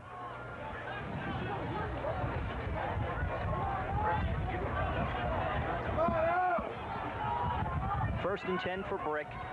Paul Farley wide left. We have Lutkowski here on the right. Durkin rolling that way, and it's complete. Went to number 86 for Brick. That's Pete Hennigan, the tight end. Nice timing pattern. It looks like Pete Lamacella got hurt on that play. Yeah, Pete's down. I think he's got a cramp, Dick. He's holding the back of his calf. That's usually a cramp. What they have to do is extend his leg and point his toe up and get that muscle straightened out. And then massage it and bring it back. If Lamacella can't go, it's really going to weaken the secondary because Lamacella, not normally the starter at the cornerback position. He's filling in for Jerry Johnson, who was ejected last week for fighting, and under the rules in high school, you can't play the following week following an ejection.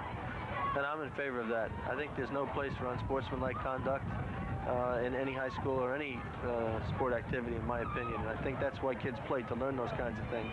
One thing, though, I wish they had in high school, it just seems that a lot of we were talking about it earlier off camera, a lot of the hype and rivalry that we saw years ago with Bob Fiacco and Ron Signorino and the Brick games, it just seemed to disappear a little bit. You're not allowed to have any banners or anything like that. Yeah, the short conference has passed, and I never saw any harm in it myself, as long as it wasn't too extensive or too derogatory toward the other team, like trying to embarrass the other team. But if it's done in good fun and it's like a traditional kind of a thing, as it was down in Toms River, there was some exciting and some fun times.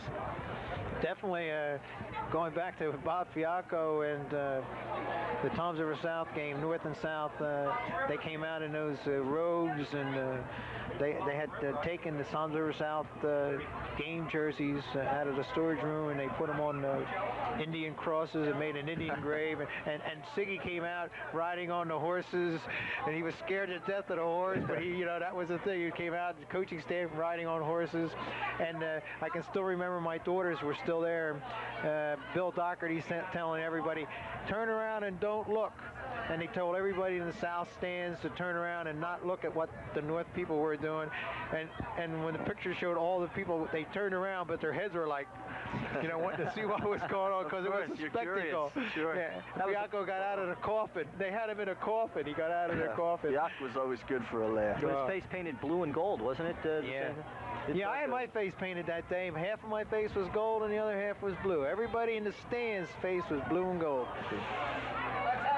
The board on the sidelines on the screen, you can see that's the board that the brick coaches use to explain to their kids what's happening on the field, so the kids can visualize it. It's a great teaching tool for coaches. Well, Pete Lamicella is finally up under his own power, but it looks like it's a little more serious than a cramp right now. No, I think it's a cramp, Steve. Yeah, it's a very uncomfortable thing. Debbie knew what to do. Of course, she's a qualified trainer, and you straighten out that muscle and get the blood flowing back in it again. They'll rub them up a little bit. And Debbie, of course, is Debbie Moranti, the Toms River South trainer. She's trying to make the United States Olympic luge team. I'll be darned. Yeah, I heard about that. I bet Pete comes back later. Usually sometimes the cramps like this, depending on how bad they are, they loosen up a little bit and come right back. And with Pete Lamicella out, number 13, Dusty Brown, is the left cornerback right now. He's a sophomore, so we'll see if Brick goes right at him. They have 1st and 10 on their 30.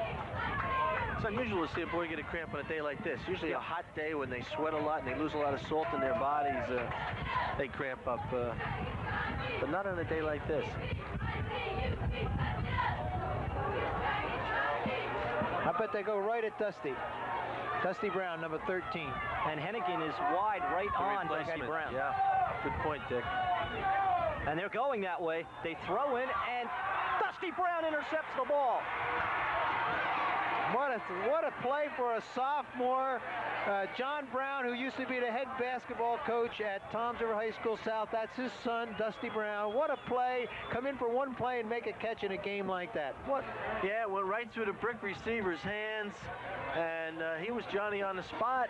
The ball tipped off his hands. He made a great athletic move. He is quite a good young athlete. I watched him play freshman basketball last year. Now, I don't know if he was, I want to say, beat on that play, because it was a zone. The safety was coming up to help out, and he was going deep. But he recovered and got the interception. So South with the turnover has it in Brick territory on the 49. Hernandez going deep for Chip LaBarca. A great play by Paul Farley to break that ball up. Excellent play. And I think that was the best pass, almost the best pass of the day for Carlos Hernandez. Now Carlos had time again. See, that time there was a little seam. They opened the seam. Carlos had time. He threw the ball. It was perfectly thrown, but the defensive player for the Dragons, who was that, Paul Coach? Farley. Paul Farley. Yeah. Boy, he made a nice Young play. Man had caught the touchdown that was taken away before. And he threw the ball into the wind. I think, that was a heck of a toss. 2nd down, 10 for Toms River South. The sun is starting to break through. There are some ominous clouds in the background. They go to Vincent Muse, and Muse is taken high by Pete Hennigan and wrestled down after a gain of maybe a yard. Looks like 3rd and 9. Boy, he runs hard. I was just going to say that, Dick. Even though he was stopped in the hole, he hit the hole physically. I mean, he's aggressive with the football. Vincent Muse had 138 yards last week against Howell. I don't even think if he has close to 30 yards right now. I don't think Toms River South as a team has over 30 yards at this point.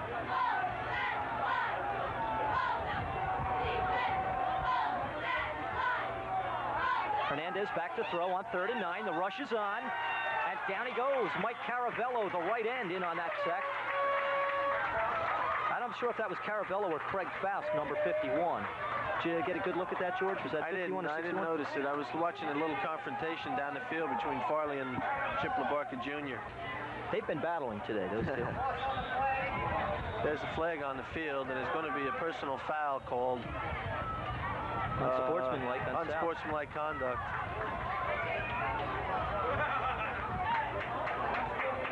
Well, to add insult to injury there, he gets sacked, lose about 4 yards, and then get hit with a 15-yard penalty, and now you have to kick into the wind on 4th down. You know, you not only see it in high school, you see it in college, and you even see it in the pros. Wasn't the Giant-Dallas game, somebody from the New York Giants or somebody did that, and then he was let go? Who was it, Patterson, was it? Yeah, the toast. I mean... Ooh, almost blocked there. The punt by Reichel does not take the Toms River South bounce this time, and Brick will have excellent field position on their own 44. Well, there's plenty of time left in the ball game for anything to happen, really.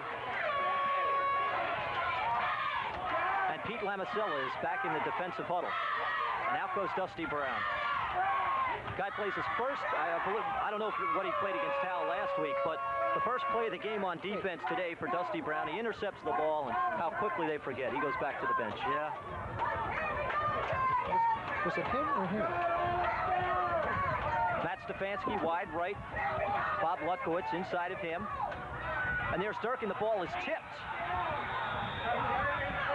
Steve Hartnett quite upset. He thought he should have intercepted that ball. Well, Jeff Lang made a nice play by getting his hands up and knocking the ball down, or at least, you know, that's a great effort for the defense, and coaches practice that all the time, make the ball go up in the air or at least knock it down. Steve, we're looking at the roster here, and I think Dick's pointed something out. Billy Bales is number 13. Billy Bales is 13. Yeah, Billy Bales is 13. Oh, that's right. Dusty Brown's number 12. Well, sorry, Dusty, and sorry, Brown Bill. was a quarterback. Yeah. Right. And I didn't know if he had played defense. So Bill Bales is the one that made that interception that we talked about. Okay, sorry about that. Sorry, Bill. Our apologies. 2nd and 10. Fumble on the exchange. That looked like they were trying to run up the middle, and the quarterback and the running back got caught up with the football. I think it was Chris Reichel. Chris Reichel recovered the ball. That's at least a 2nd fumble recovery today. You can't execute like that. I mean, you know, you're not going to win tough ball games like that. Intercept the pass, fumble in the backfield. But the defense has been so good that South has not been able to do anything, even though they've been able to get the turnover. Brian Corbin. Corbin's a fire plug, 5'8", 190 pounds. And you look at Toms River South, look at their field possession. They started out on their own 37. Then they had it on the brick 41, the brick 48, and now they're on the brick 41 again. Yeah. I think Chip has decided to go to some kind of a power, grind them out game, go at them now. He's got 2 bulls in there in the backfield. And if they're keen on Vincent Muse, then give it to Brian. 2nd and 5.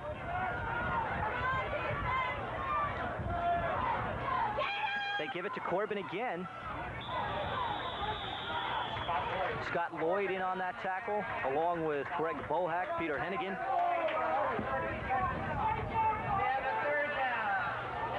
You know, Coach Jack, I've been quite excited about the way the Brick kids are tackling today. Well, actually, both teams are tackling well, but Brick,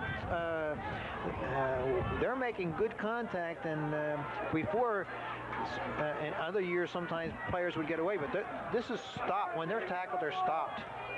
3rd down and 5 from the Brick 35. Make it 3rd and 4. Hernandez looking to throw. He's hit as soon as he releases the pass intended for Matt Kennedy. It's incomplete. It's going to be 4th down, and Hernandez got popped there. He's slow getting up. Both quarterbacks are taking some heat today. I tell you, I can't tell you how sorry I am about Billy Bales. Thought he was Dusty Brown. That's all right. That happens, Steve.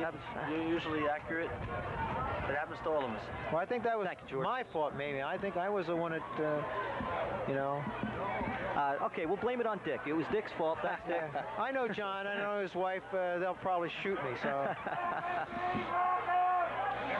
South punting now. Chris Reichel. Good. Hits about the 20. Farley lets it roll. Down to around the 13-yard line. I like that. I think that's one of the best things you can do in football. Don't kick the ball in the end zone and give the other team 20 yards. I mean, I used to hate that. I despise that. I don't care if it's 1 yard, you know, down to the 19. But don't give it to the 20. I don't know if you heard me when as soon as he kicked it, I said good. You know, it was just a good kick. I didn't mean I was. As you can see, Brick Bonavito coming off the field. He's dragging that right arm of his. Doesn't quite look He's a tough ready. kid, Steve. He wants to play. It's a big game. Looking to pass is Durkin. And it is broken up by Ken Madalena. Number 11, Bill Kleisler, was slicing behind the linebackers. If he caught that, he could have gone a ways.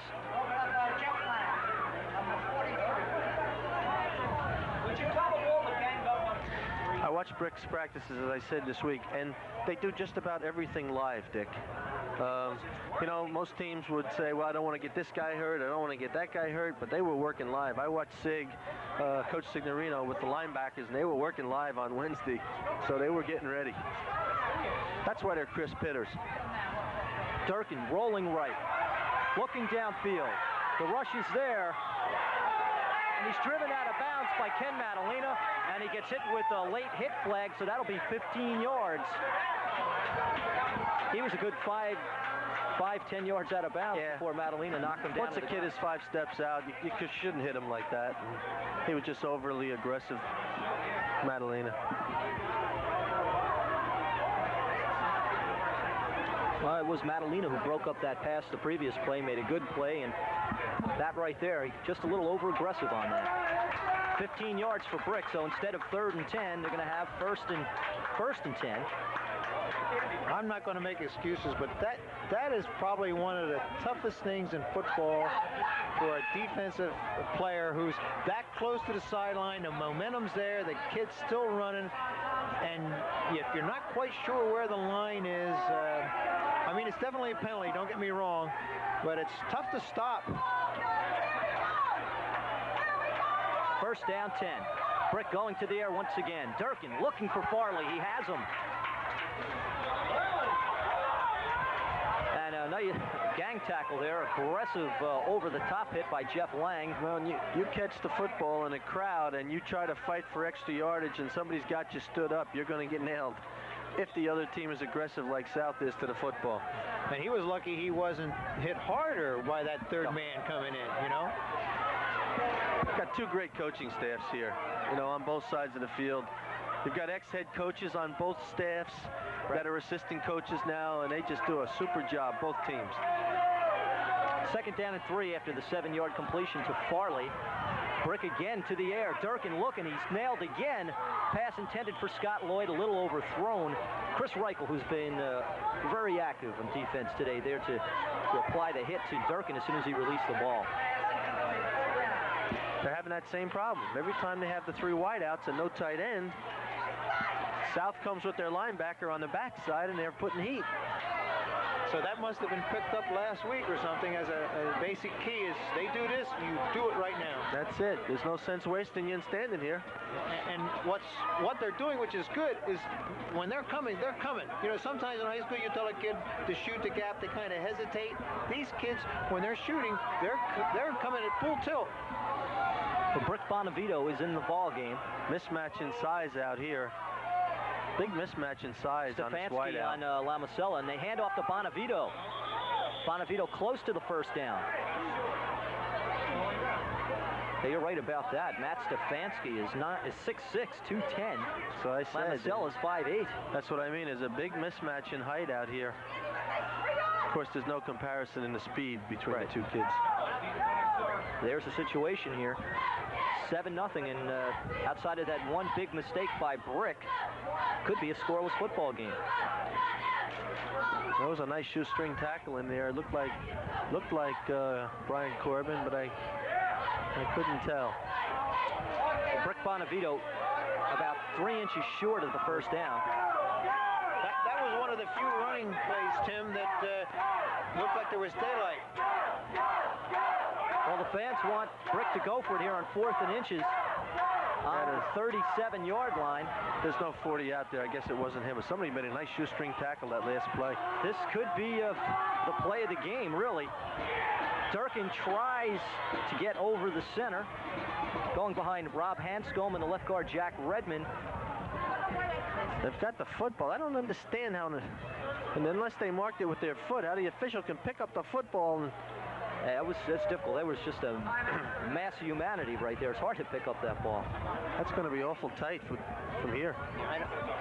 You don't understand why it's not like held in a certain way, you know, like right. Yeah, unless they're going by the foot of the official, the Lions. No, Todd Durkin did not make it. In a close situation like that, I don't see an official taking the ball. He was actually holding it over his head. I never saw that before. Usually you try to leave it as close to the ground as you can and leave it in the spot that it ended up in. And you know, George, in a day of electronics, where you could shoot a laser beam out there for the goal line or what have you, and if the ball, you know, where if it hit that... You mean leather would activate it? or something, you know? Yeah, no, I don't know. I'm serious. That's an interesting concept. Very interesting, Expensive. Dick. Expensive. They give it to Vincent Muse. Muse over the 35, maybe the 34 of Brick, and once again field position. Toms River South starting out on Brick's 37-yard line, but the Brick defense has just shut the door on them, haven't allowed anything. Getting back to that concept again, what do they do in ice hockey? On what? They have a judge sits behind the goal and he pushes a button. Yeah. Oh, is that what happens? Yeah. Lights that button up in there? Yeah, but someone shoots a laser from the top to the goal judge to make him press that button. No, but I'm just saying, it's because how do you know that ball goes forward, backwards, forwards, backwards? That'll take the fun out of the game. 2nd and 7 at the 34. Muse eludes one tackler, but there's the Brick gang tackling right there, utilized to its fullest, and they hit Muse for a loss, as that's the last play of the 3rd quarter. Toms River South on the Brick 36-yard line. They're faced with 3rd down and 9. It is 7-0 Indians. We'll be back with the 4th quarter after these words.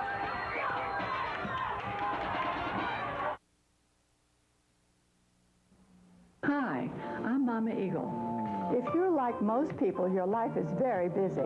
That's why you should think of Eagle Home Centers for one-stop shopping. Eagle makes it easy for you because we carry a variety of products at reasonable prices. You can purchase gifts, items for your home, paint, lumber, and more, all in one stop. We're open 7 days a week for your shopping convenience, and our courteous sales staff is always ready to help you find the right items. So listen to your mama. Shop Eagle Home Center. You'll be glad you did. The Movado Museum Watch. The first watch dial design in the permanent collection of the Museum of Modern Art. Now, Movado's Sports Edition watch. Stainless steel, 18-karat gold micron finish, quartz, water resistant. A sportive interpretation of the classic. The Sports Edition watch from Movado. Available at Corinne Jewelers, Main Street, Toms River. Hello. Have you ever heard the expression that chiropractic is a natural painkiller? I'm Dr. Ralph Perone of the Community Chiropractic Center in Toms River. Today, millions of people are being treated chiropractically for headaches, dizziness, neck pain, numbness in the hands, low back pain, sciatic, and pain down their legs. If you have any of these signals that may indicate pinched nerves or nerve irritation, phone our office at 341-2210.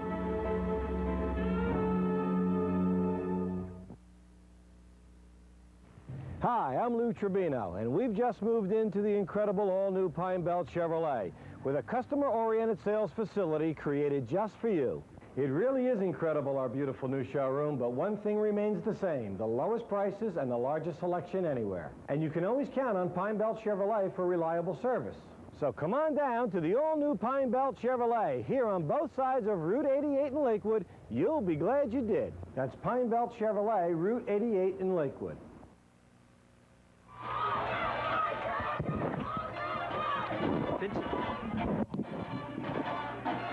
Vincent Muse.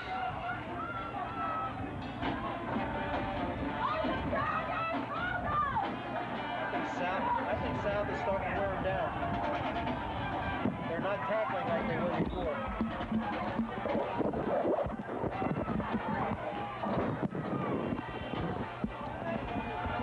Third down and 10 for Toms River South as we start the fourth quarter of play here. Vincent Muse lost 3 on that second down carry. Looks like Brick's going to send someone right up the gap. Here they come. There's a pass by Hernandez, and it is intercepted. Intercepted by Todd Durkin. Good as a punt. Yeah. Good play, but almost as if it's, yeah. You know, if you're going to do it. Well, the interception by Todd Durkin, as you said, Dick, it is basically as good as a punt. It's at the 10-yard line.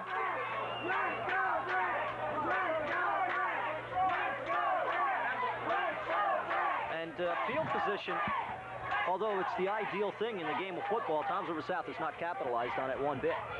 Except Brick has to do what they haven't done the whole game. Now they've got to put a drive together and move the ball down the field. So here comes Brick, 1st and 10 in the eye. Out goes Dan Crank in motion. Give it to the first man through. I believe that's Dave Christopher.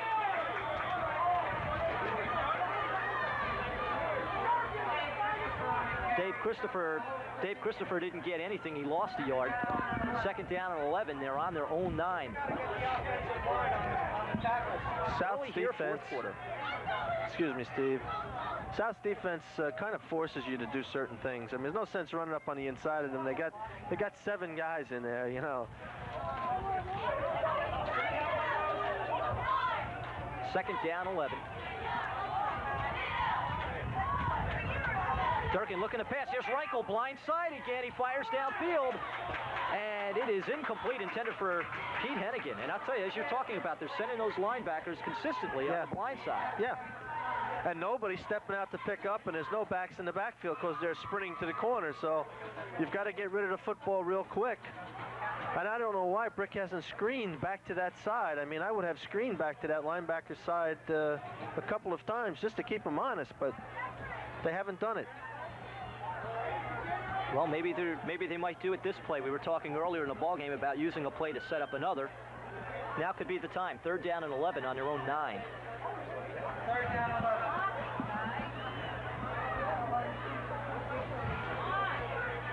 And here comes that backside pressure once again, and he's sacked. It appeared to be Jeff Lang and Mike Kennedy in on that tackle. It's amazing. The South has nice size, not great size, but they have nice size, and the speed that the South kids have coming from that backside, because Durkin's no slouch. I mean, he's not tiptoeing out there, and that kid is coming full tilt and catching him. Excellent defense. Todd Durkin has seen a lot of white jerseys today, and he's punting from 8 yards deep in his own end zone. Almost had that one blocked. That's an excellent kick. They're looking at each other. They're both, yeah, smart move. That is an excellent kick. Puts South down on the 45. When nobody's blocking you, you can look great, Dick. You know, I mean. Yes. And I don't think it's a miscue. It's just something that they haven't, I guess, worked on, where somebody's going to step to the backside and pick them up. Well, it must be, and you've been coaching a long time, they must be with their taking a tight end down in there. The kid coming from the backside is one man less that he has to go around, so he can get a good angle on him, and he's only coming in from the tackle. See, South has 7 men up front, so you've got the 6 linemen, and there's one free. Vincent Muse on 1st down gets 2 again. This has been trying to sledgehammer it through, and Brick is hitting him right back. What I'm trying to say is every lineman is covered. You know what I mean, I'm sure. Yes. And almost like a white. Hopefully I'm explaining this correctly. And the middle linebacker's on the center, so now you've got every lineman covered. And there's nobody blocking backside because both backs are leading the sprint out. It would almost be like you'd have to pull a guard to take the backside. Well, everybody's covered. The only guy that could take him is the center if the linebacker doesn't blitz. Here's Vincent Muse up the middle. He breaks 2 tackles, gets to within a yard of the first down.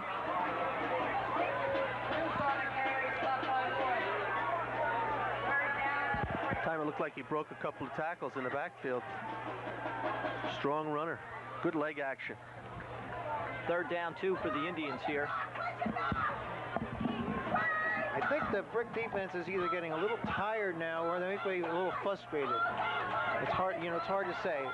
Well, they've been playing defense and their offense isn't moving the football. I mean, it does get frustrating. Lamacella bounces off to the left side. He's close to the first down. South has to get just inside the Brick 35-yard line for the first down. This is going to be awfully close. It is a first down. You know, when you have fast backs like South has had over the years, you can get away with screen blocking. To stand up and screen the defensive players, as you know what I'm talking about, Coach. Now, in a game like today, where you have these Brick defenders all over you, you can't screen block. And that's one of the problems. It's not working. 1st and 10 for South. Lamacella. And you must take on down by Caravella. You must take on the defense, one up, head on head. You can't rely on just brush block and the back is gone. Right. A small hole and Terry is through it.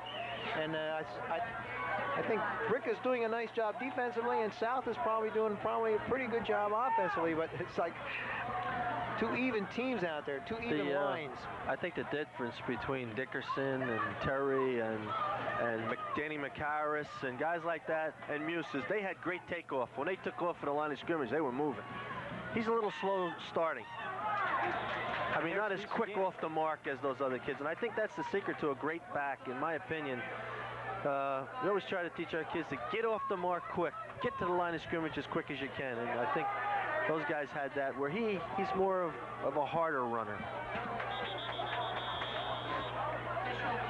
Official timeout right here. Brick Bonavito with that tackle on Vincent Muses, who are setting up a 3rd down and 10 on the 35. And South really has done nothing to crack this Brick defense at all. Well, one thing they are doing is holding the football and making first downs and running out the clock. Yeah. So, getting back to what you said about not being a quick starter, when he was a freshman, he was a lot lighter. And I remember him playing last year. He could run faster because he was lighter. Now you get too much weight on, and he doesn't look as fast as he did to me last year. When he used to come in the games last year, Vincent Muse, he looked faster. The acceleration, you don't see it right now, but we haven't seen him have a chance to get in the open field and let it loose. There's a pass by Hernandez, and Tom Soteris almost made an outstanding acrobatic catch. He's complaining to the official. He thought he was interfered with. It's 4th down, I believe. Yeah. 4th down and 10. 6:47 left to go in the football game. Brick down by 7. Brick's going to try to block this punt. Well, they've come close on occasion. They've rushed a few. Paul Farley is back. It's down on the 10. No, I'm wrong. There's a little shot looking for the corner. It's at right outside the 20, about the 23-yard line. Joe Adelizi from the press. Oh, that's the 18, 19. Let's see. Fielded the football.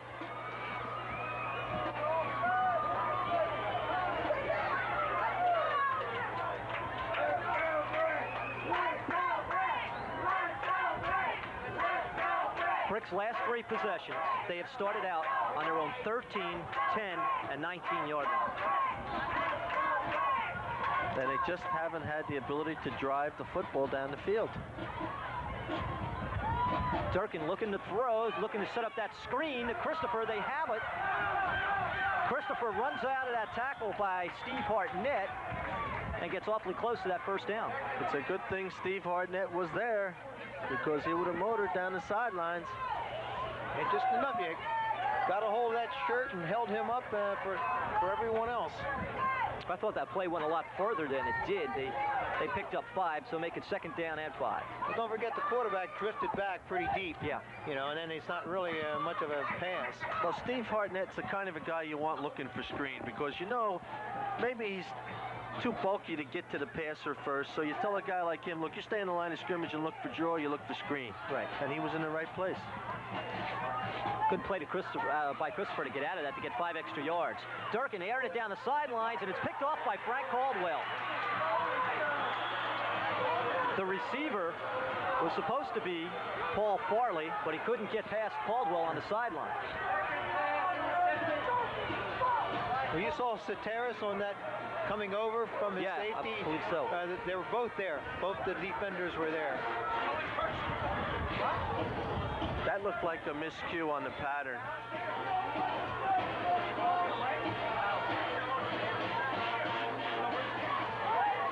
Time is an ally of Tom's River South right now. 6:15 and counting. Most definitely. They had to move the ball up the football field that time. Hernandez to Lamasella. Lamasella got maybe a yard. This Brick defense is impressive. Very impressive. They're not big, but they're well schooled, and they have a great scouting report on South, and they seem to know what's coming, and they're in the right place. Time just clicking away. It would almost be, you say like, hey Chip, when you're going to play Brick, why don't you just change your whole offense for that week, and then you can foul Brick up. This Brick knows everything you're doing. 2nd down, 9. They give it to Muse. Muse, maybe a yard. They're ruling that the ball popped loose after the play was whistled dead.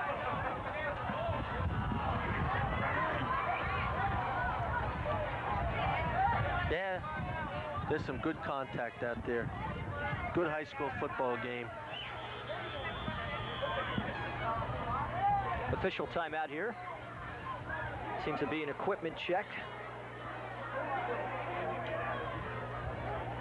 Well, the Brick defense, I think, is going to have to do something dynamic.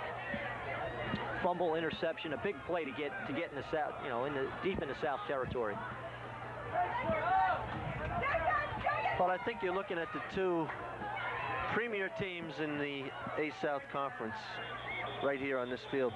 I think Brick and South, in my opinion, are probably the 2 teams that you can see one of them winning the division, and this is a big football game. Right here, I mean, Tom's River South just called a timeout. I don't quite understand that, if you'd want that clock to run. Well, I think Chip realizes that he's got to move the football and he's got to get a couple of first downs. Right, that's true. You know, so he wants to get organized because this is a big play. He wants to make sure he gets this first down so he can grind out another 2 minutes on the clock. If he doesn't, he's going to have to give up the football again, and there's plenty of time. Okay. Well, also, he probably doesn't want a mistake here. Yeah. In other words, if it's not completed or if the run doesn't work, I don't want someone to make a mistake here and give him Brick the football right here. We're either going to be successful on this play or we're going to punt.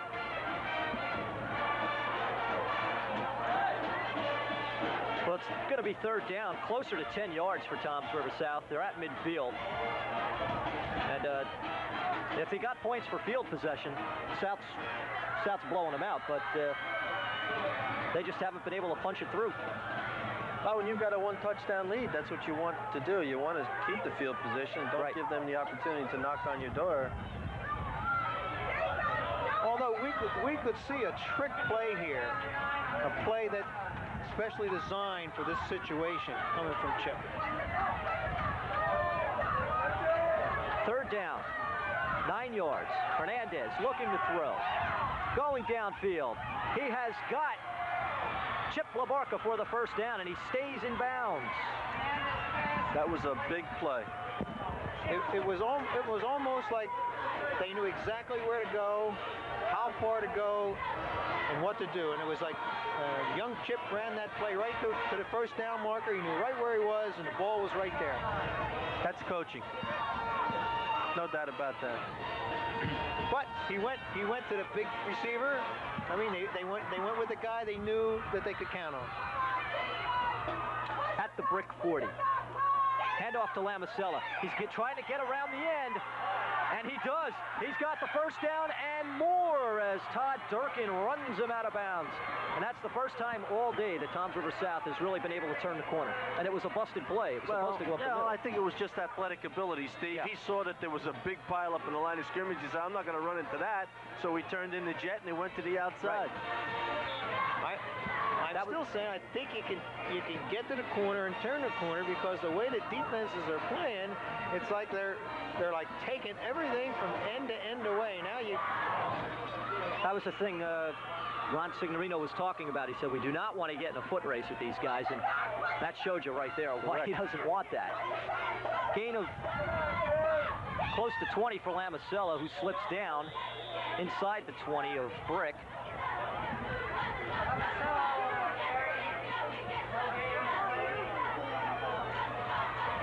That'll make it second down and 10 at the brick 20.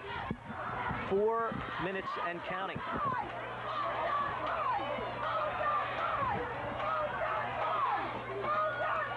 Tom Krill, number 83, in with the play for South.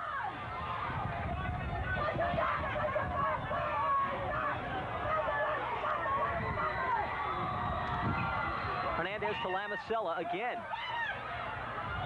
And Brick gang tackles him down about the 18-yard line. Third, make it 8 for the Indians. Well, they came up with a big third down play before. Let's see if the South Indians can do it again. if he doesn't make it here, Coach, I'm pretty sure he's going to go for a field goal. He's got the wind. But that wind is a little trouble. It's a swirling wind. It seems to be across the field more now. Yeah.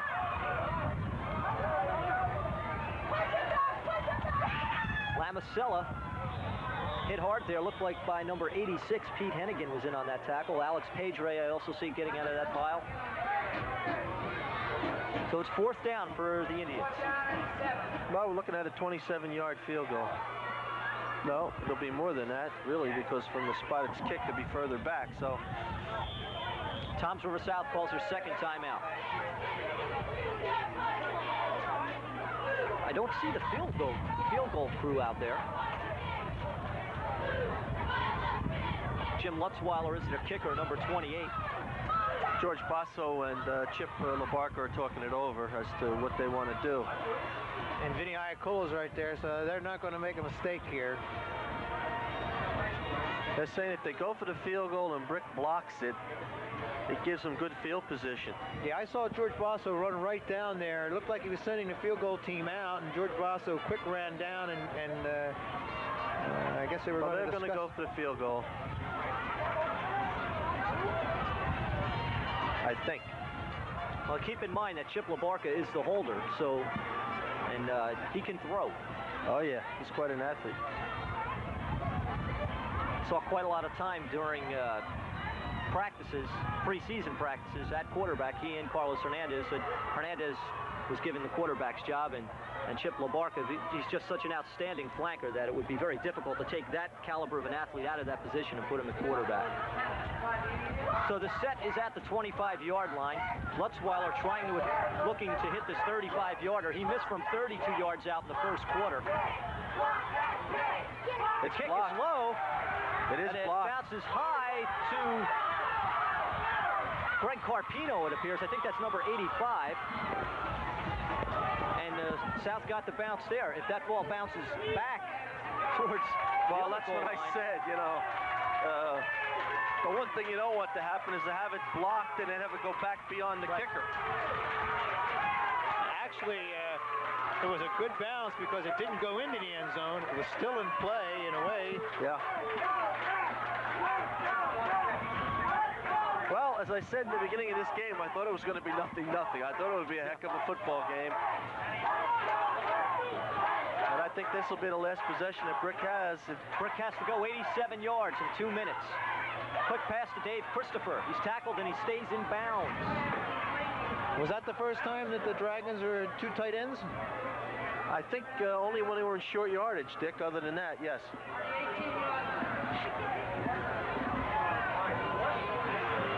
Pass gains 6 yards, make it 2nd down and 4. I think you're going to see him go to Farley here. Farley is isolated with Frank Caldwell closest to us. He fakes to Farley, and he's got him open. The ball is hanging up. He hit him right in the face. He hit him right in the face. I thought he just kind of gave him a shot in the face. He blocked him, but if the ball's not in the air, can he do that? Do that. George, you're a coach. I don't. No, the only reason I said that is it's okay to hit a man as long as the ball's not in the air, and if you're not holding him, but you can't hit him in the face or the helmet. And it looks like you hit him right underneath the face mask. I think that's why the Brick coaches were complaining. And I saw Warren ran down the sideline. Warren Wolf ran down the sideline, had the official to complain about that. Now, technically, that's a good play by a defensive back with a pump fake, and the guy breaks out, hit him right away. Yeah. Well, that's the 2nd time they've run that out and up on Frank Caldwell. They did that earlier in the first half, at the end of the first half, if you remember, and he almost got beat on it. And they tried it again, and Caldwell went for the fake again, but luckily he was able to chuck Farley. And yeah, it was a pump fake and go, and he caught a piece of him to stand him up. Yeah, because he went for the pump, like he thought he was breaking out, and then when he turned up, he hit him. And it seemed that the wind caught that ball and hung it up there, too. It just kind of floated.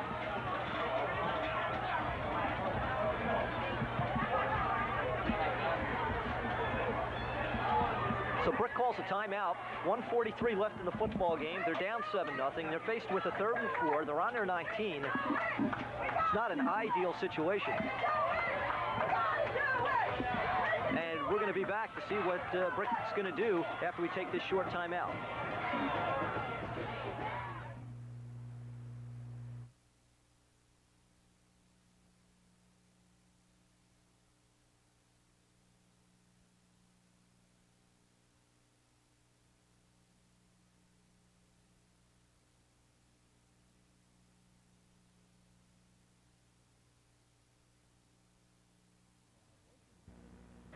Are you planning your future now? Ocean County College has 13 intercollegiate sports. The sports are cross country, field hockey, volleyball, swimming, ice hockey, baseball, golf, softball, tennis, soccer, basketball. In the past year, the combined record of intercollegiate sports at Ocean County College was 140 wins, 70 losses, the best record in New Jersey. An extensive intramural program as well as many clubs and organizations are also available. For more information on Ocean County College, call 255-4000. Remember that the future belongs to the educated, and Ocean County College is a place where happy endings begin. Even people who ride in limos stop at Burger Chef in Pine Beach. And even people who ride in limos like the speed, quality, convenience, and yes, even the price to be found only at Burger Chef. 2 big chefs, 2 pommes frites, 1 large Coke, and 1 Diet Coke. The master is watching his weight. So get dinner for 2 for about $5. Come dine with us. Burger Chef, Route 9 in Pine Beach. Hi, I'm Lou Tribino, and we've just moved into the incredible all-new Pine Belt Chevrolet with a customer-oriented sales facility created just for you. It really is incredible, our beautiful new showroom, but one thing remains the same, the lowest prices and the largest selection anywhere. And you can always count on Pine Belt Chevrolet for reliable service. So come on down to the all-new Pine Belt Chevrolet here on both sides of Route 88 in Lakewood. You'll be glad you did. That's Pine Belt Chevrolet, Route 88 in Lakewood. Hi, I'm Mama Eagle. If you're like most people, your life is very busy. That's why you should think of Eagle Home Centers for one-stop shopping. Eagle makes it easy for you because we carry a variety of products at reasonable prices. You can purchase gifts, items for your home, paint, lumber, and more, all in one stop. We're open 7 days a week for your shopping convenience, and our courteous sales staff is always ready to help you find the right items. So listen to your mama. Shop Eagle Home Center. You'll be glad you did. First down at the 29-yard line. And there's the clutch play for the Green Dragons, and they're going to need a few more of those as the clock will continue to run at 1:38. Go into a 2-minute offense here. Oh, they are, okay. I was going to say a minute 38, and they're walking around. They got to start moving.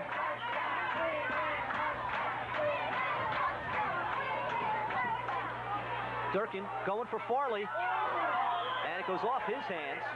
Caldwell going for the interception. If I don't anything, know. it stops the clock. Yeah, it stopped the clock. He just threw the ball on the wrong side of him.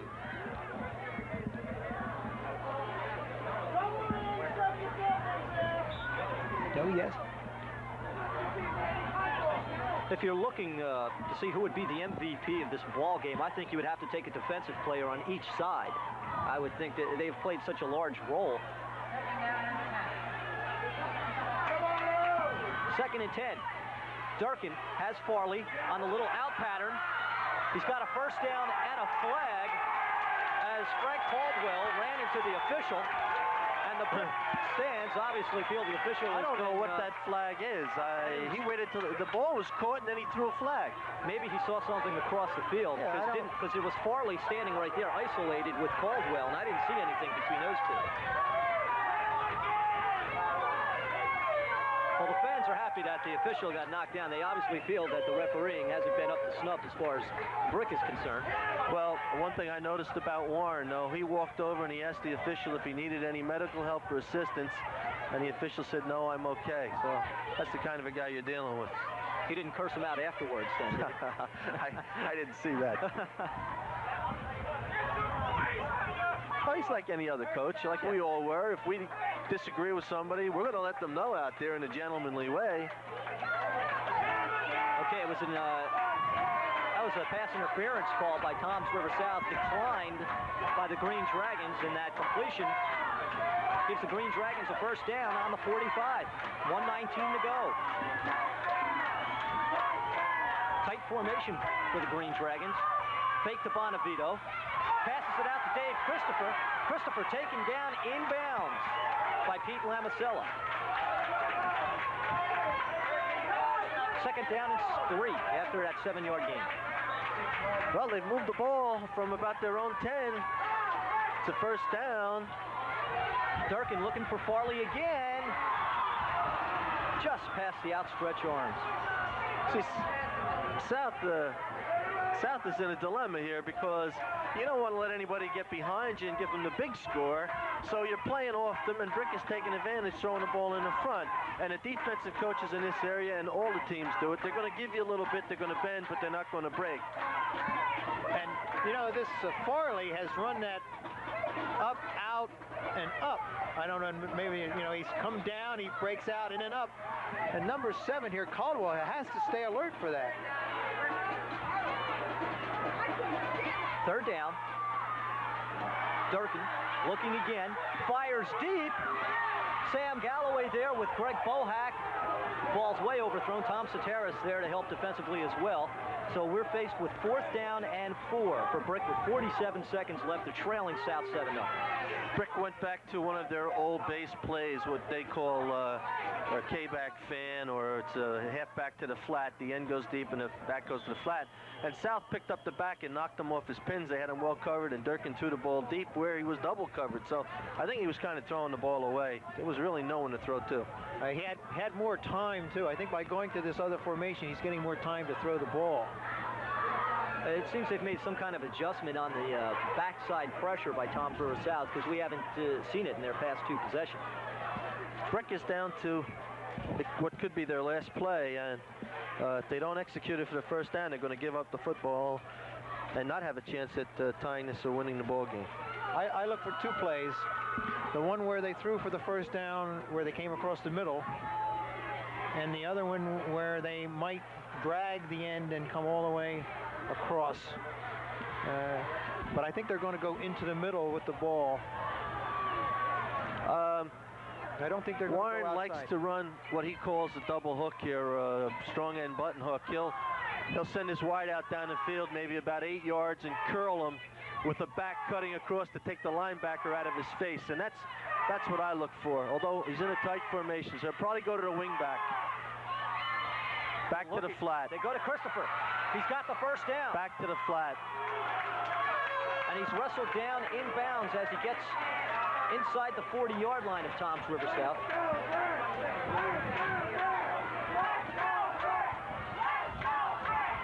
41 seconds left. And Brick calls a timeout. I believe they have 1 left.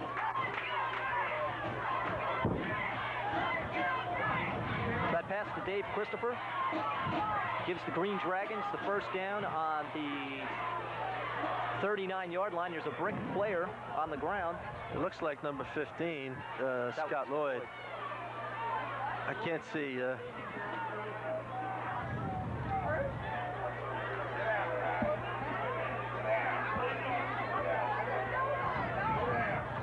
41 seconds left in this ball game.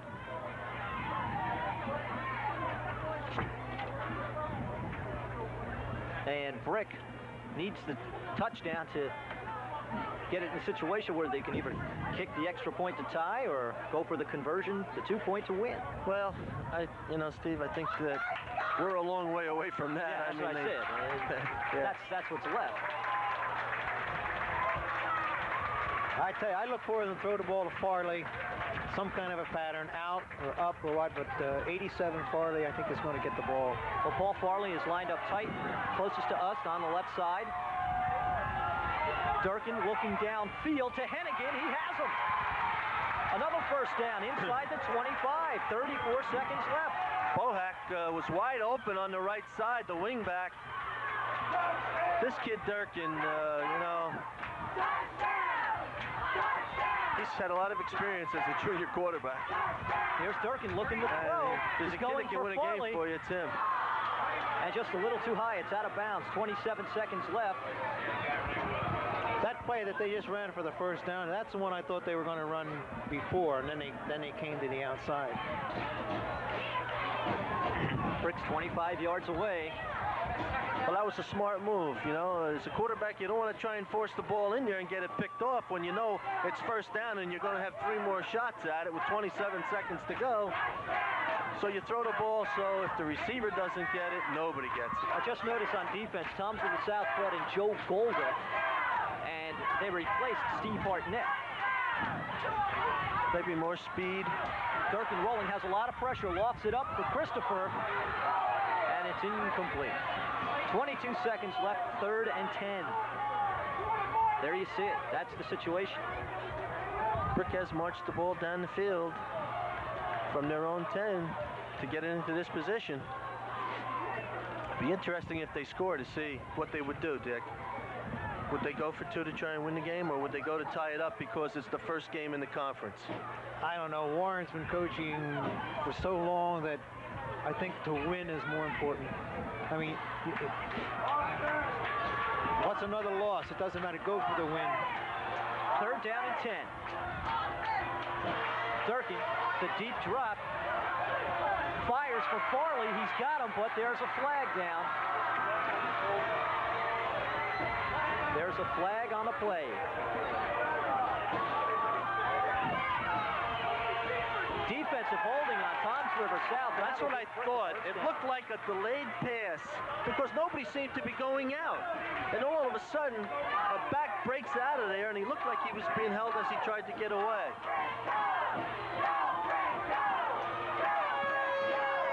Well, Farley, Todd Durkin just conferred with the official and gave a timeout signal, so you can expect something here, and as soon as the play is over, a quick Brick timeout. Only 14 seconds are left. I believe they called a timeout already. Did they? They did call the timeout now, okay. Now, one of the problems here is if the ball is completed and it's not a touchdown and he doesn't get out of bounds, that could be the last play if they don't have any timeouts. I don't know how many timeouts. That's it. That's the 3rd one. That was it. It surprises me that they would take it because after the penalty, when you get a first down, the clock is stopped. Right. And I would think that they would try to keep one timeout, try to get one play, and then call a timeout and get another play. Now, if the ball is caught in bounds and they don't have a timeout, the clock is going to run out. That's why I thought Durkin was talking to the official just to let him know ahead of time, look, we're going to try something here, and I'm going to call timeout right away. And I was surprised to see the timeout used in that play. Which would lead me to believe that Warren's going to throw the ball into the end zone, Dick. Yeah, he has to. He's either going to throw it away or go for a touchdown. Well, it's nervous time for both sides. Greg Bohack was wide open when Durkin sprinted to the right side, the wingback, number 30. And he was open before. He just throws it out of bounds. Smart play. 7 seconds, tick off the clock. Bohack looked like he was the primary receiver there. They ran the same play that they ran before, where I thought number 30 was wide open on the side of the field. He had an inside-out angle, and I thought he was open there, but I don't think Who's 86? Durkin looked up the field. 86 is Pete Hennigan for Brick. Down the middle again. Wasn't he the one that caught the ball over the middle? He looked like he was wide open right in front of the goalpost. With the flow going to the right, he was wide open. I think you're going to see what I call a double hook, what I said before. Durkin's on the corner. Sprinting right, looking towards the end zone. He has Hennigan. Touchdown! It's a touchdown. It's a touchdown. 1 second left to play in the football game. 1 second left to go. Brick scores a touchdown. And now the question is? The question is what I said before, Steve, and what I asked Dick before. I'm going to give you my opinion real quick and then let you give yours. I would kick the extra point and tie this game because it's a long season and it's the first game, and one of these two teams is going to win this conference. If you go for it here and you make it fine, you might be the winner, but if you miss it, they're going to be the winner. I say tie the game and let the rest of the season determine who wins it. That's what I would do here. Todd Durkin on for the extra point. The holder is Scott Lloyd.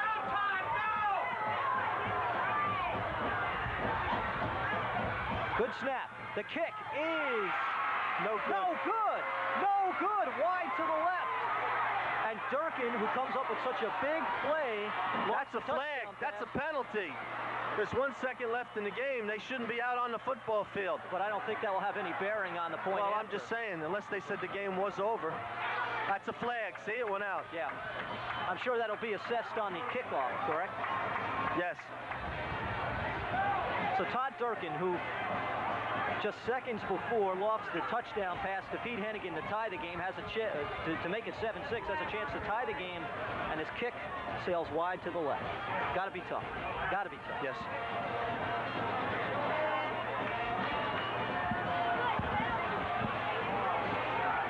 I tell you, the side here, we're right on the Brick side, and it was euphoric. No more than a minute ago. And as soon as that ball sailed wide to the left, you can just feel everyone's heart just sink. Yeah. They did go for the tie, Dick, as I thought he would. It looked like they were debating it, though. They weren't quite sure.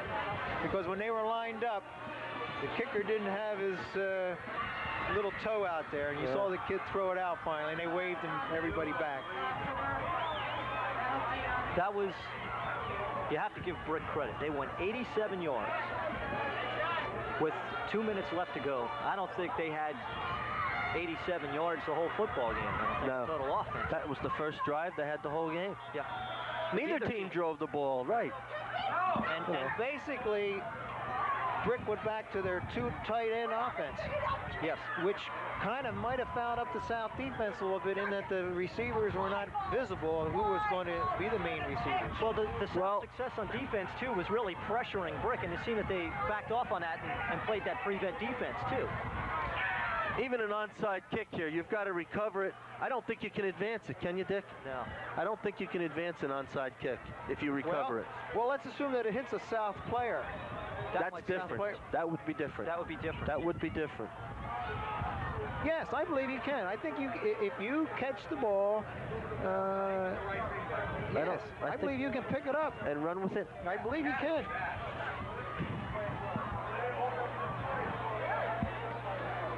Once it goes to the proper amount of yards, it's a free ball. Well, with 1 second left to go, it's got to be a miracle for Bricktown.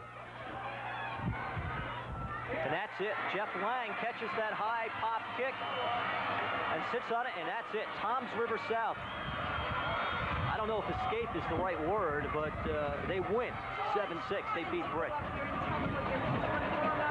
What a tough... This has to be a very tough defeat for Yeah, well, it's you know, either make or you miss. You know, in defense of Todd Durkin, he plays offense, he plays defense, he plays the whole game. You know, he comes into a situation like that, and you know, maybe you're a little tired and your concentration isn't there with 1 second to go in the game. Well, defense, of course, was the story of this football game, and our player of the game is going to be Toms River South linebacker, number 58, Chris Reichel. Chris got in a couple of good fumble recoveries, had a lot of backside pressure, played extremely well in defense. I think we had to give it to one of those linebackers because they created havoc for the Brick offensive backfield the whole game, and it had to be either one of those outside linebackers for Toms River South, and I think he played a super football game. He did play a very good football game. Yes, I agree. I think Toms River South, with the win, of course, has to feel very happy, but I don't know if they're quite content with the quarterback situation yet. It just doesn't seem to me that they have a lot of confidence in Carlos Hernandez. But then again, we're coming off a year, or the past 3 years, where Chris Applegate was the quarterback, and that comparison is, of course, Well, Applegate's favorite. I'm not going to fault Carlos Hernandez today. I thought he did an adequate job for a high school quarterback. And I think he was dealing with a very well-coached defense.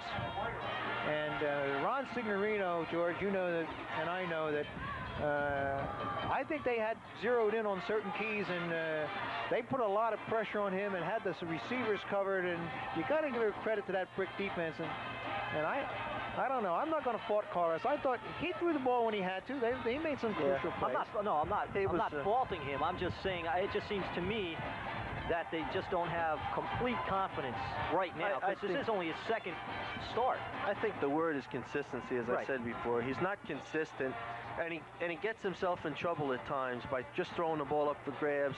He loses his poise occasionally, and he's got to work on that, and I'm sure the coaches will work on that. I don't think Chip LaBarca is very happy with the performance of his football team today. I think he knows he got out of here with a win, but if he plays this way the rest of the way, somebody could come along and knock him off, and he knows he's got a lot of work to do to keep this team up and get them rolling, so that if they're going to win it, they better earn it. Field position, South had it, and the one time that they made it count was late in the first half. I guess it was a Brick coaching mistake when they tried to pass instead of running the clock out, the sack, fumble, and the pass to Lamacella. But it's a very tough defeat for Brick. Defensively, they were superb. I know over the years, our defense has always been super. I was blessed with good coaches on the defense, and I always tried to keep them out of trouble, especially in situations like that where you don't want the other team to score right at the end of the half and take the wind out of your sails, and that's exactly what happened to Brick today. Well, the winner of today's football game right now is the odds-on favorite to go on and win the Class A South title. I don't really think anyone in A South can knock off either one of these two teams. So Toms River South now goes on to Middletown North. They have a tough football game, but it's not a conference game. And Chris Reichel, superb on defense for the Indians, is our player of the game, the MVP. So the final here from Keller Memorial Field in Brick. Toms River South 7, Brick 6. And don't forget to join us next week. We will have the Southern Regional at Toms River North game, 2 new coaches, Rick Despoto for the Mariners and Terry Miller for the Rams. So for George Jeck and Dick Patton, I'm Steve McCullum. There's the final. Thank you for joining us. Have a nice night.